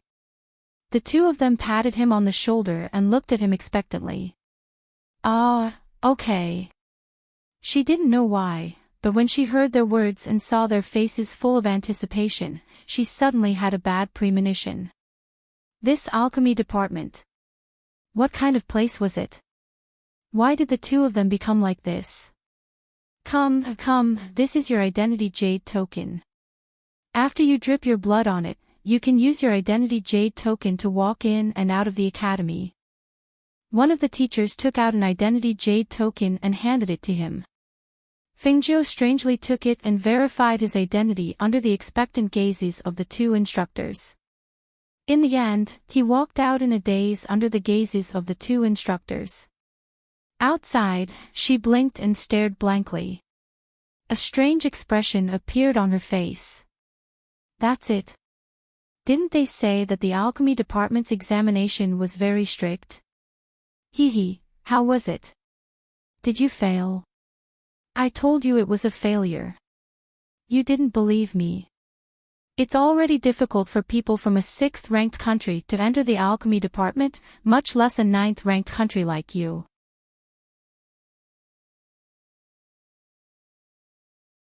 Chapter 637.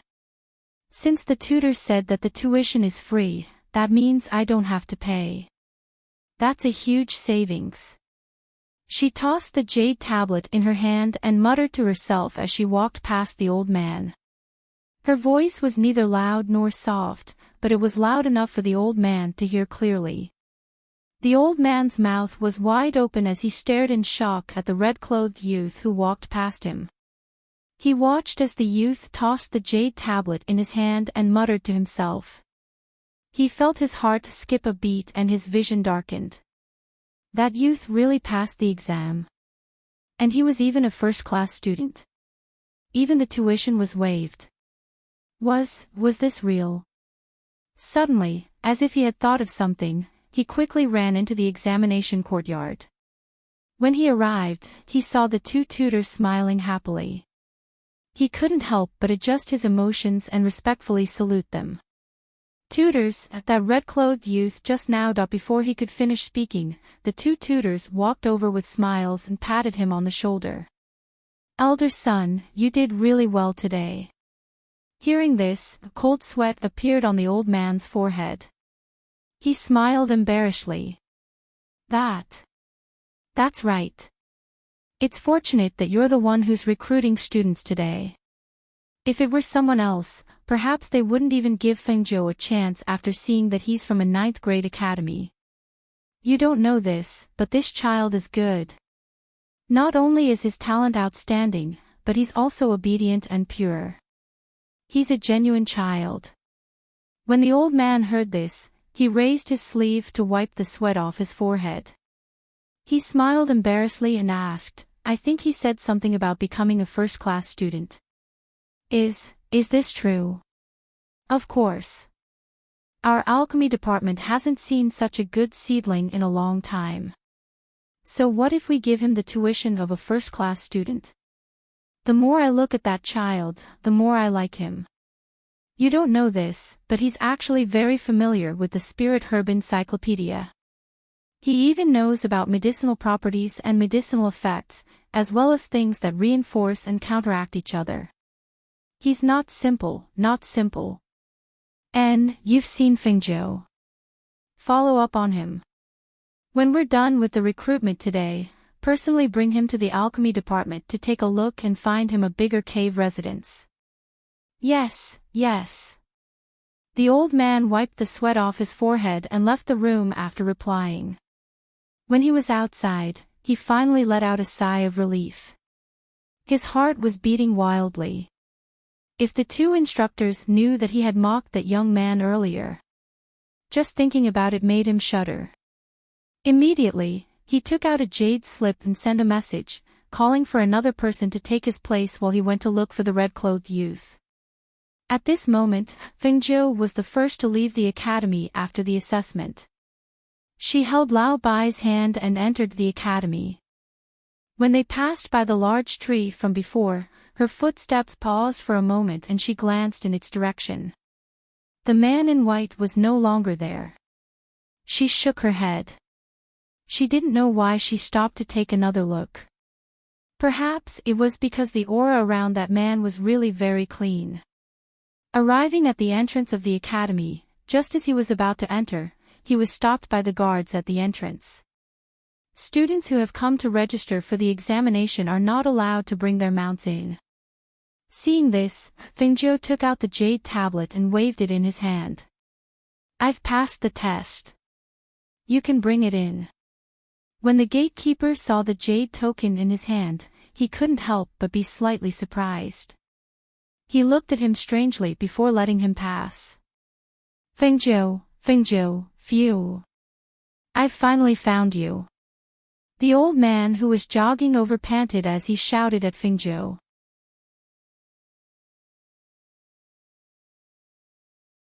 Chapter 638. Seeing the youth's cold expression, the old man didn't find it strange.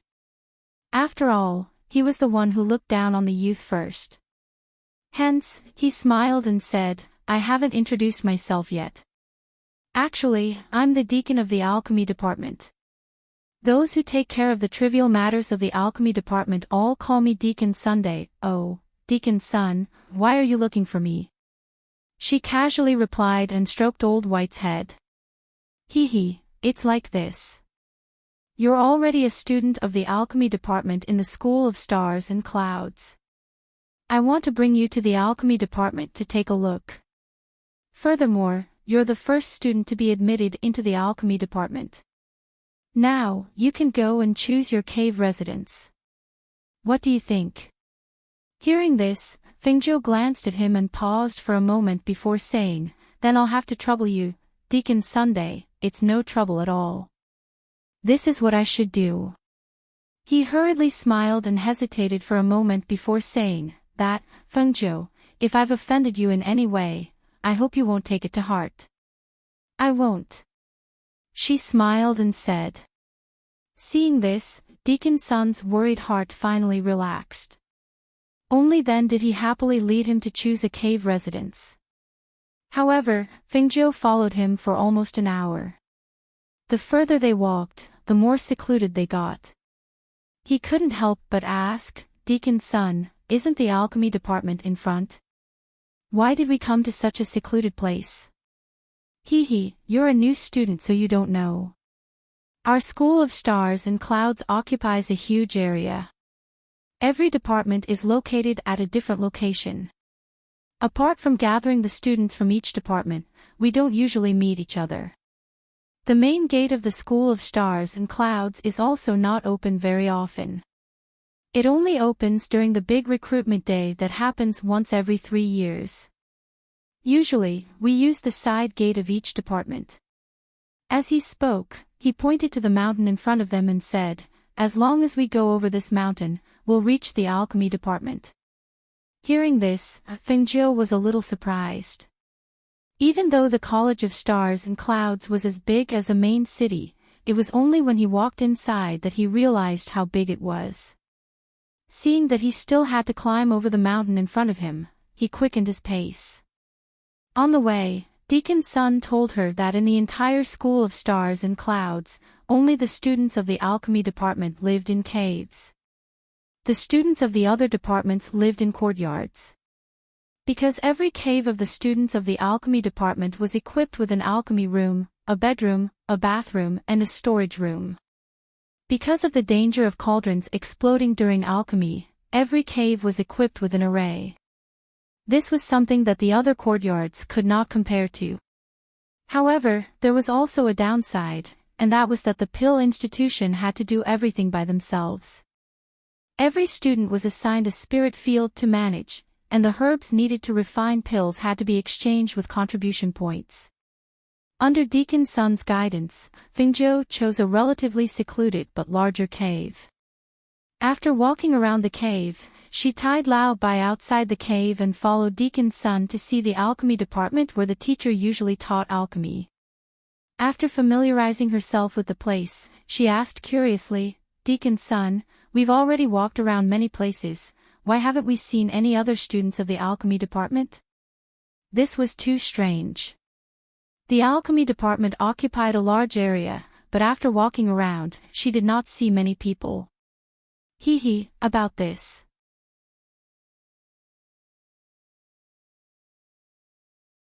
Chapter 639. As Deacon Sun spoke, he took out 2 sets of the alchemy department's green robes and handed them to Fingzhou. The department has a rule that all students must wear the department's uniform. The color of each department's uniform is different. Our alchemy department's uniform is green. Okay, I understand. She took the 2 sets of green robes. Deacon Sun asked her to check the alchemy department's rules and the jade token and gave her some instructions before leaving. After putting the 2 sets of green robes into the space, she entered the cave and took out the jade token. After memorizing the rules, she knew that the new students had to go to the alchemy department the next day to receive a small bag of herb seeds and listen to the teacher's lectures and guidance. She was looking forward to this and immediately tidied up the cave. She felt that this cave was pretty good. It was complete with all kinds of things. She didn't even need to use people to bathe. She just had to press a switch on the wall to have hot water. She took a bath and changed into the alchemy department's green robes. When she wore the green robes, she realized that there was a layer of faint spiritual energy on the robes. It actually had a protective effect. The only bad thing was that the department only provided meals for the teachers. The students had to settle their own meals. This was really not good. Fortunately, there was a small store at the foot of the alchemy department mountain. Some things could be bought. Therefore, she went out to buy some things. She was busy until nighttime and didn't have time to go out and ask if her brother had come. Originally, I thought that after entering the academy, I would have to lower my head to see him. Who knew that after entering the academy, he would be separated by a few mountains? Even if I wanted to find out some news, it would be difficult to find him. She lay in the bedroom and sighed. She touched her hungry stomach and thought that there was still food in the space. After filling her stomach, she went to bed early and waited for the new students to gather. When Fengjiu went to sleep in the cave, the vice principal, who had been waiting for an entire day at the alchemy department's examination field, opened his eyes wide and stared at the teacher who handed him the list of new students. How could there be no one? Could it be that you guys eliminated him? But that's impossible. He has a star badge and can enter the academy without taking the examination. Could it be that he didn't come? At the end, he couldn't help but frown as he muttered to himself. The instructor wiped his cold sweat and said, "Vice Academy Head, could it be that the student went to the Profound Academy?" "Vice Academy Head, do you want to go to the Profound Academy and ask?" Hearing this, the Vice Academy Head nodded. That makes sense. Perhaps he ran to the Profound Courtyard. All right, this old man will go take a look. With a flick of his sleeve, he turned around and walked out of the Spiritual Academy. In an instant, he turned into a streak of light and shot towards the mysterious academy. Seeing that he had left, the instructor couldn't help but let out a sigh of relief. Just what is the background of that student called Fengjiu? The vice president actually said that he had a star badge in his hand. In the Xian Academy, due to the large number of people who had signed up for the examination, the sky was gradually darkening, and there were still 7 or 8 students who had yet to sign up for the examination. At this moment, the instructor in charge of the examination swept his gaze over those few people, tidied up the information on the registration table, and said, "Today's examination will end here. Those of you who have yet to sign up can come back in 3 years." What? How could this be? We've been waiting since this morning.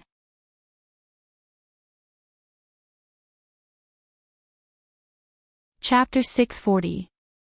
Teacher, we came from all over the country. This triennial opportunity is very important to us. It's not completely dark yet. Why don't you let us register for the assessment before we leave? Guan Shilin was dressed in a black robe. His muscles were firm, and his robe was bulging.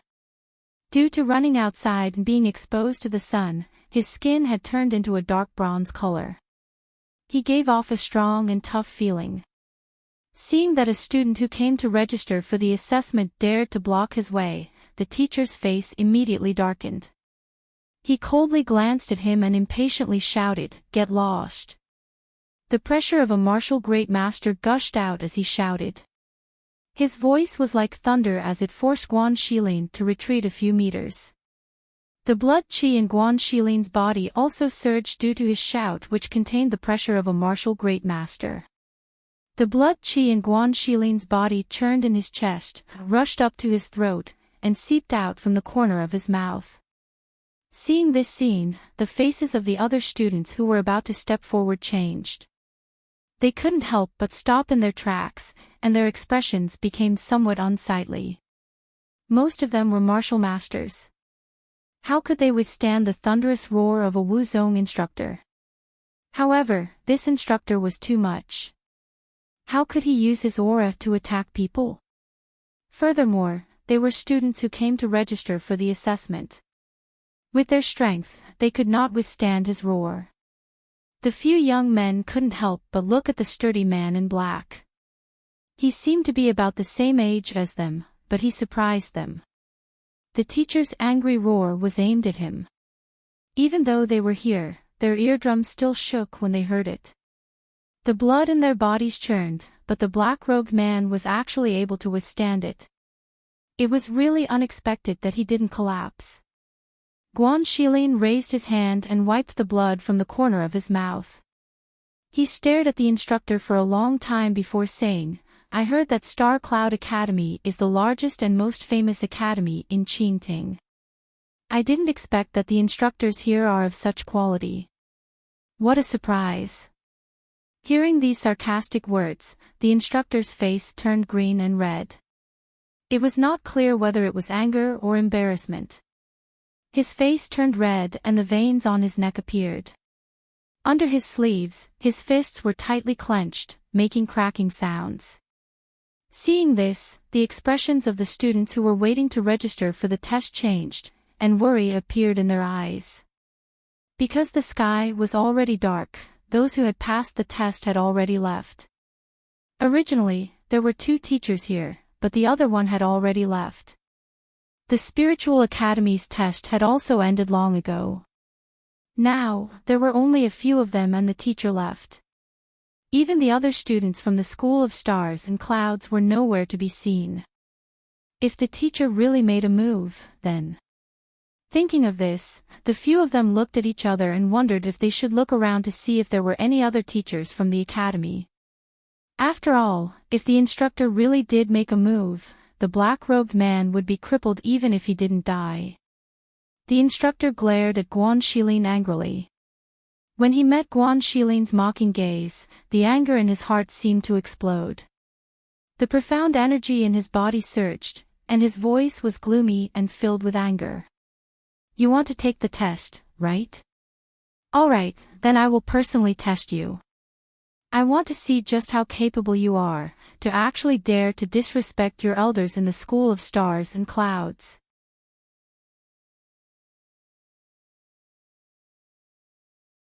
Chapter 641. Seeing this, Guan Shilin did not retreat. Instead, the dark force aura on his body surged. His entire body sprang forward like a ferocious tiger, waving his fist as he attacked the instructor. After training outside for a long time, he had already trained his body to be iron-blooded and unyielding. This instructor attacked at the slightest disagreement. With the strength of a martial arts grandmaster, even if he could not win, how could he retreat? Bang! The 2 people's fists landed heavily on each other. 2 streams of air and force exploded. Guan Shilin retreated a few meters, and the instructor also took 2 steps back. He raised his head in shock. He was somewhat stunned and also somewhat embarrassed. A student actually dared to attack him and even forced him to take 2 steps back. This was a disgrace. "Brat, see if I don't teach you a lesson today." The instructor shouted angrily and rushed towards Guan Shilin again. As his body moved, a visible dark force aura surged from his body like a whirlpool. The sharp whistling sound was like the turbulent waves in the sea, creating 1,000 waves with one slap. With a fierce roar, it rushed towards the person in front of him. Hiss! Not good. The few people at the side gasped when they saw this. One of them retreated step by step, quickly looked around, and broke into a run. Seeing that the instructor's punch was even stronger than before, Guan Shilin's eyes darkened. This time, he did not face the attack head-on. This time, he raised the dark force in his body and quickly dodged, trying his best to avoid the opponent's attack. However, the opponent was a martial arts grandmaster after all, and he was a martial arts grandmaster. It was difficult for him to fight against him with the strength of a martial arts grandmaster. Especially when the pressure came rushing over, it was like a ferocious tiger biting him. If it was not for the fact that he had gained some strength in the past few months outside, he would not even have the chance to fight against the martial arts grandmaster instructor in front of him. He knew that his strength was limited. If he wanted to hurt his opponent, he had to exchange injury for injury.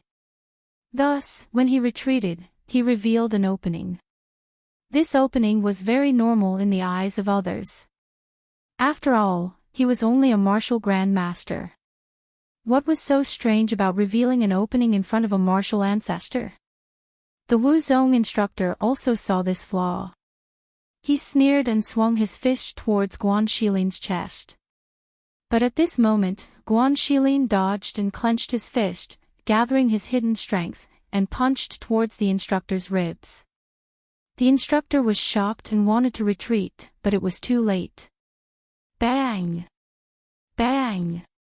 The sound of two heavy fists hitting the ground rang out at the same time, accompanied by the sound of bones breaking. The few people were so shocked that their eyes widened in disbelief as they stared blankly at the scene in front of them. After the two punches, the instructor's palm that should have hit Guan Xilin's chest only missed his arm. The small bones in his arm should have been fractured under the heavy blow. At this moment, the instructor also retreated quickly and lowered his head in disbelief. He touched his broken ribs with one hand, as if he did not expect that he would be injured by a student. While he was shocked, he was also furious. Monstrous anger surged out of him and his cold and furious eyes suddenly looked towards the black-clothed youth who had retreated a few meters. Exchanging injury for injury. If he was not careful, it would not be as simple as a light injury. This youth was simply reckless and audacious. He even dared to injure an instructor.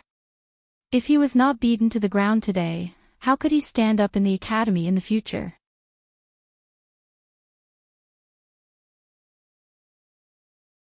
Chapter 642. Mentor, please calm down. Don't lower yourself to his level. That's right, teacher.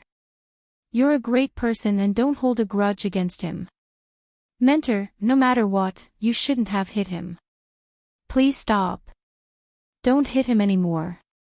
If you continue, things will get out of hand. Shut up. When the mentor heard their dissuasion, he glared at them and shouted. His voice was as loud as thunder and was filled with pressure. Those people turned pale and didn't dare to speak again. This kid is too arrogant. If I don't teach him a lesson today, I'm not worthy of being a mentor. He shouted angrily and righteously, but he didn't know that his words sounded like a joke to others. Just as he was about to hit him again, he heard a voice. Hurry up, they're fighting. That young man will be beaten to death. Everyone looked over. It turned out that the man who ran away earlier had gone to find a mentor to save the situation. When the instructor saw this scene from afar, he was slightly shocked. He quickly grabbed the man and leaped to the front of the crowd. He looked at the furious instructor who was holding his ribs with one hand and asked in surprise, "What's going on? I heard that you were fighting with the student who signed up for the assessment." When he heard this, he thought that the young man was teasing him. He didn't expect that the two of them were really at each other's throats. A mentor and a student fighting. That made perfect sense. Humph. Seeing that it was a mentor from the academy, the mentor snorted and pointed at Guan Xilin. This kid is too arrogant. He dared to block my way and hurt me when I wasn't paying attention.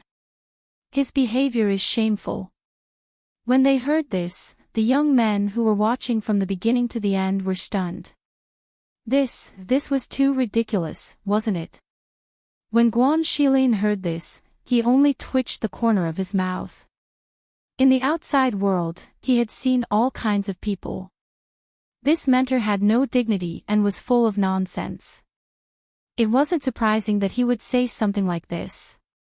No, it's not like that. The young man who went to find the mentor to save the situation quickly said. However, as soon as he opened his mouth, he was glared at fiercely. The gaze was cold and sinister, like a poison. It made his heart stop for a moment and he couldn't speak. Director don't worry about this. Let me teach this arrogant kid a lesson first. The mentor was determined to not take this lying down. He didn't care that the other mentor was beside him. His aura surged, and his figure flashed as he threw a punch at Guan Xilin. Stop! A thunderous roar came from the sky, and a powerful pressure forced the instructor back, stopping his attack that contained a killing move. Everyone raised their heads in surprise when they heard the thunderous roar and saw an old man flying over from the sky. Vice Headmaster. The instructor's face paled slightly, and only now did panic appear on his face. The elder landed steadily. His sharp gaze swept past the black-clothed young man whose hand was hanging limply. His gaze fell on the pale-faced mentor. When the young man who went to call for help heard the mentor's greeting, he knew that it was the vice director. He quickly said, "Vice Director, this mentor is indiscriminately attacking people."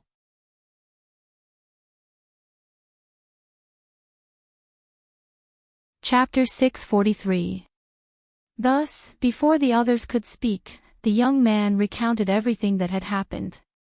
In the end, he said, "After that, I noticed that the situation wasn't right, so I hurriedly ran to see if there were any instructors in the surroundings.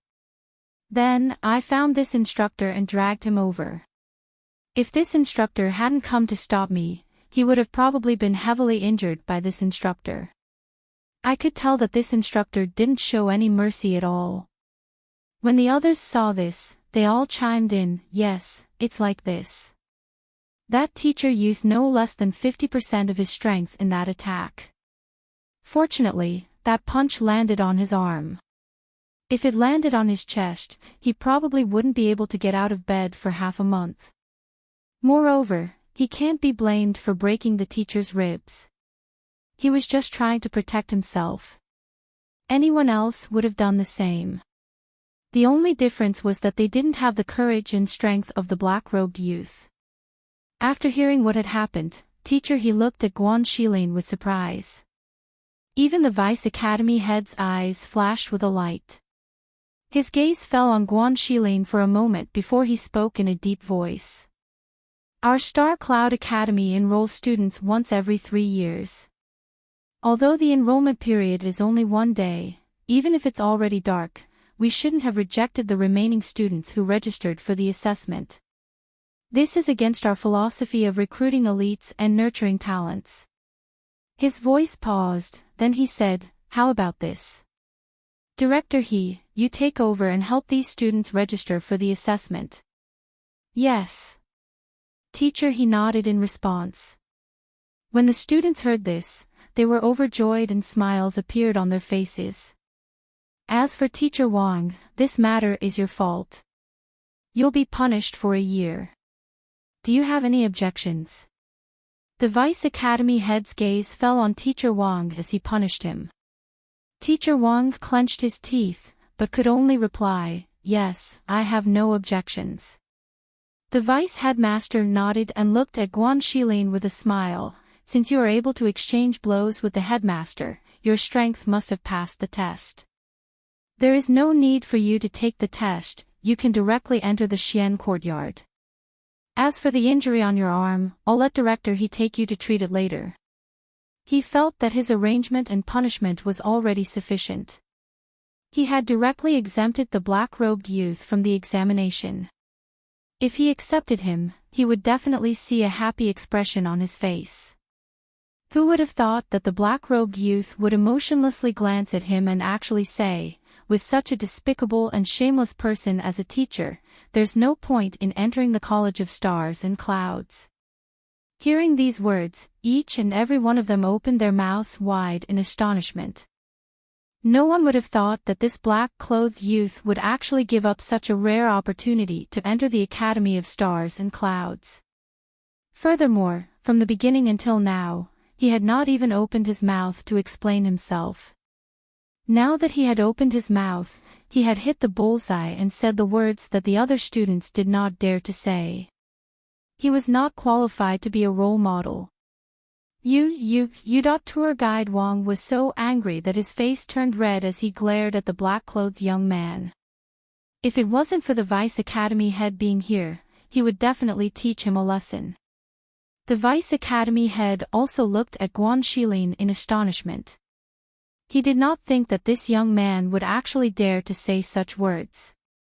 Furthermore, as soon as he finished speaking, he turned around and left. He was just about to open his mouth to speak when he saw something thrown to the ground without looking back. I'll return this to you.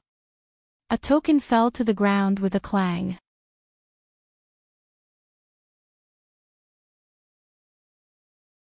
Chapter 644. Who knew that Guan Shilin didn't even have the intention to stop? He pretended that he didn't hear the voice behind him and continued to walk forward. He and Xiao Zhou both had recommendation letters from the black market. With those letters, even if they were from a 9th-ranked country, they could apply to the Star Cloud Academy without having to go through any of the 9th-ranked countries' competition. In addition to the recommendation letter from the black market, Xiao Zhou also gave him the star token. He said that if the recommendation letter didn't work, then he could use the star token. Although he accepted it, he didn't want to use the star token to directly enter the School of Stars and Clouds. This was because he wanted to rely on his own strength. He also wanted to see how strong he was. If he really couldn't get in with his strength, then it wouldn't be too late to use the star token. He just didn't expect that in the School of Stars and Clouds, which was known as the biggest and most famous school in the 9th to 6th ranked countries, there would be such a scumbag instructor. A teacher should pay more attention to his every move. But that instructor didn't distinguish right from wrong and even attacked a student. He had to admit that this trip to the Star Cloud Academy really disappointed him. Wait. Seeing that he didn't stop, the vice director hurriedly chased after him and stopped him. The students at the side didn't recognize the star token, so they didn't know what Guan Shilin threw out. But the two instructors recognized it. When they saw the star token, Instructor Wang's face turned pale and cold sweat faintly seeped out of his forehead. Instructor He's face was full of surprise. He didn't expect this black-clothed youth to have the star token. The vice director stopped him and looked at Guan Shilin. He looked up and down and couldn't see any similarities between him and the red-clothed youth Fengzhou. So he asked, "What's your relationship with Fengzhou?" Hearing this, Guan Shilin looked at the vice director and paused for a moment before saying, "He's my younger brother." His younger brother. The vice director looked at his eyebrows and saw that he had thick eyebrows and big eyes. His face was handsome but not handsome, and his figure was tall and sturdy. He didn't have the slightest resemblance with the red-clothed youth who exuded a noble aura. He asked, "You two don't look alike. Could it be that they have the same father but different mothers?" Director He and the other students behind him were dumbfounded when they heard the vice president start gossiping about other people's family matters. What was going on? What did that have to do with him? When Guan Shilin heard the vice president's words, a strange expression appeared on his face. He looked at the vice president and said, "Her father is my foster father." "Oh. I see." The vice president suddenly realized that this young man didn't resemble Fengzhou at all. So it turned out that they weren't related by blood. No wonder. Looking at the young man, he asked, "What's your name?" "Guan Shilin." "Ha, you're actually from the same family as this old man." He raised his head and laughed heartily. Patting his sturdy shoulder, he said, "This old man's surname is also Guan. Looks like we're not from the same family. Come, let's go to the side and have a good talk." "No, there's nothing to talk about," he said coldly and was about to leave. Wait. The vice director stopped him again and sighed, "Your temper is somewhat similar to Fengzhou's. Aren't you just unhappy that this old man punished Director Wang?" Wait.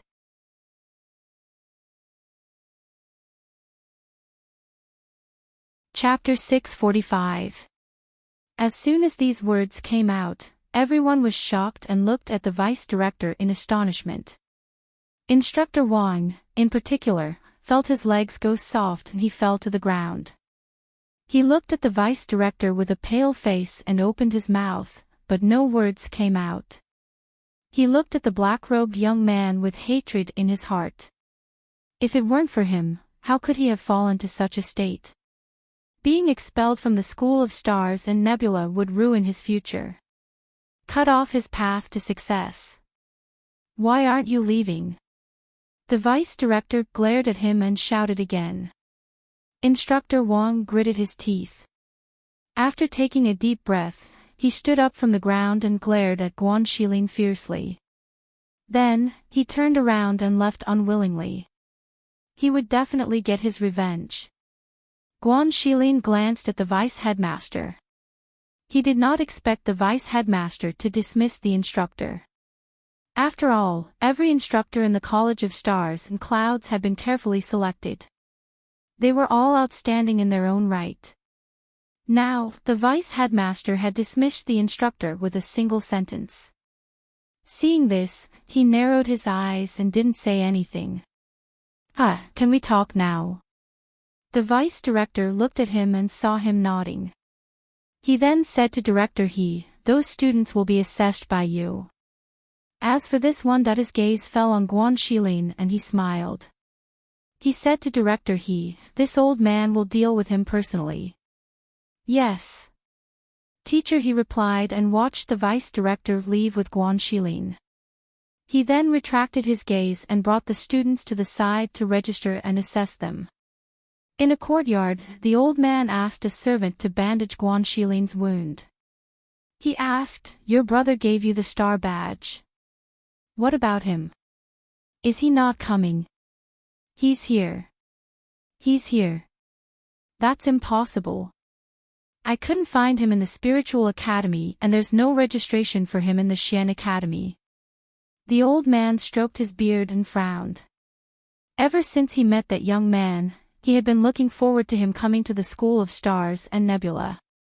He had a feeling that if that young man entered the School of Stars and Nebula, he would definitely bring glory to the School of Stars and Nebula.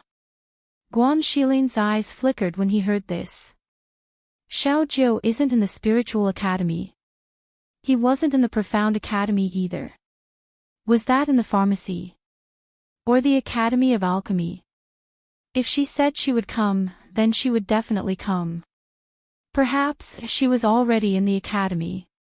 Even though he had his suspicions, he didn't voice them out loud. If she says she'll come, then she'll definitely come. The vice head only needs to investigate to find out. Do you think I didn't investigate? Those two courtyards don't have it, so how am I supposed to check? He sighed, glanced at him, and handed him a registration list. Fill in the information above. From now on, you will be a student of the Profound Academy. If you have any problems in the future, go find the instructor. If it doesn't work, come find this old man. Don't make a move at the slightest provocation. If you make a move against the instructor, you will only suffer. Hearing this, Guan Xilin glanced at him and nodded. He then took the registration form and filled it out with his uninjured hand. Vice head, it's done. Not long after, he handed the form back to him. The old man took it and casually glanced at it. When he saw that Guan Xilin was from a 9th-ranked country, he couldn't help but be stunned. He looked at him strangely. You're from a 9th-ranked country? Yes.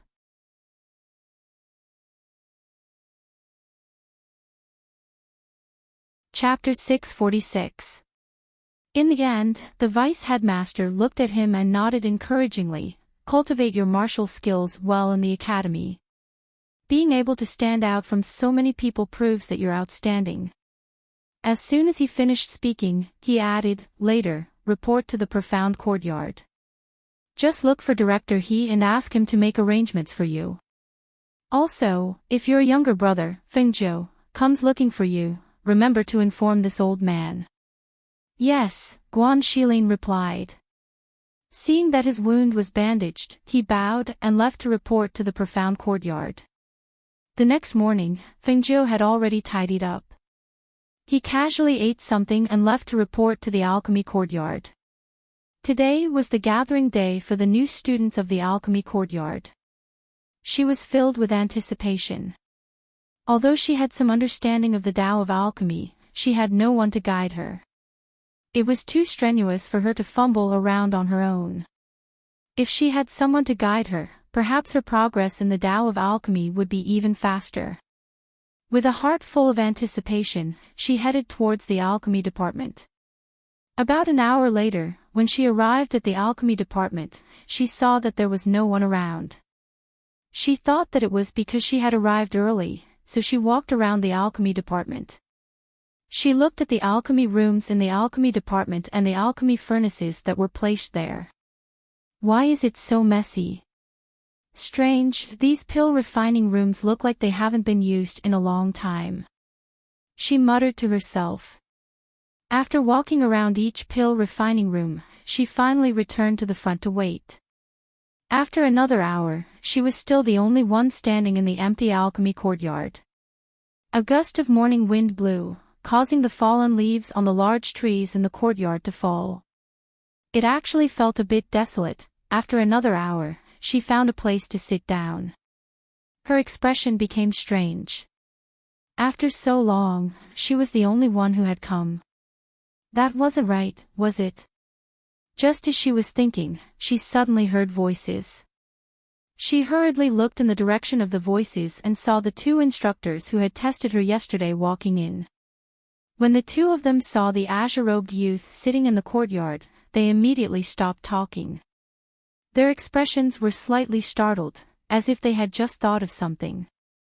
One of them hurriedly called out, "Fengzhou. How long have you been waiting here?" This child, why was he waiting here all alone? He was the only one sitting there in a daze in the entire academy. Sigh. They knew that this child was simple and naive. He didn't even know to ask Deacon's son if he didn't see anyone. It was their fault for not telling him clearly yesterday. "Tutor, you're here." When Fengzhou saw the two of them, he quickly stood up and walked over. He smiled and said, "Deacon's son said that today is the gathering day for the new students of the alchemy department, so I came early to wait. However, after waiting for a long time, I didn't see anyone else. Now, it's good that the two mentors are finally here." Hearing this, the two looked at each other and smiled in embarrassment. They didn't come here because they remembered that today was the gathering day for new students, but because they had some matters to attend to.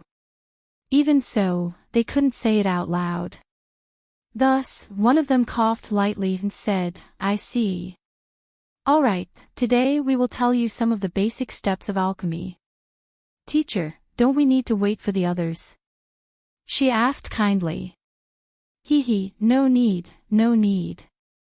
The other instructor waved his hand and revealed a kind smile.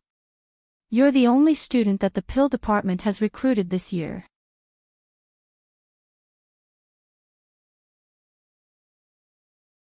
Chapter 647. Yes, the Academy of Elixir is filled with iron. The tutor's expression was serious. He coughed lightly and said, "The other academies are 1 in 1,000, but we are 1 in 10,000.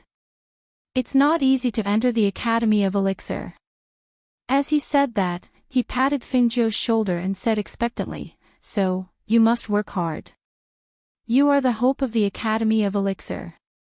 "Ah. Hope, hope." She looked at them in shock and suddenly had a bad feeling. She asked, "Tutor, how many students do we have in the Academy of Elixir now?" As soon as she finished speaking, she saw the two of them look at each other uneasily. Then, they looked at her seriously. "Fengzhou, I'll tell you the truth. You are the only student in the Academy of Elixir now." As expected, the corner of her mouth twitched. Ever since she entered the Academy of Elixir's territory, she felt strange. What closed-door cultivation to refine pills? What missions to exchange for contribution points?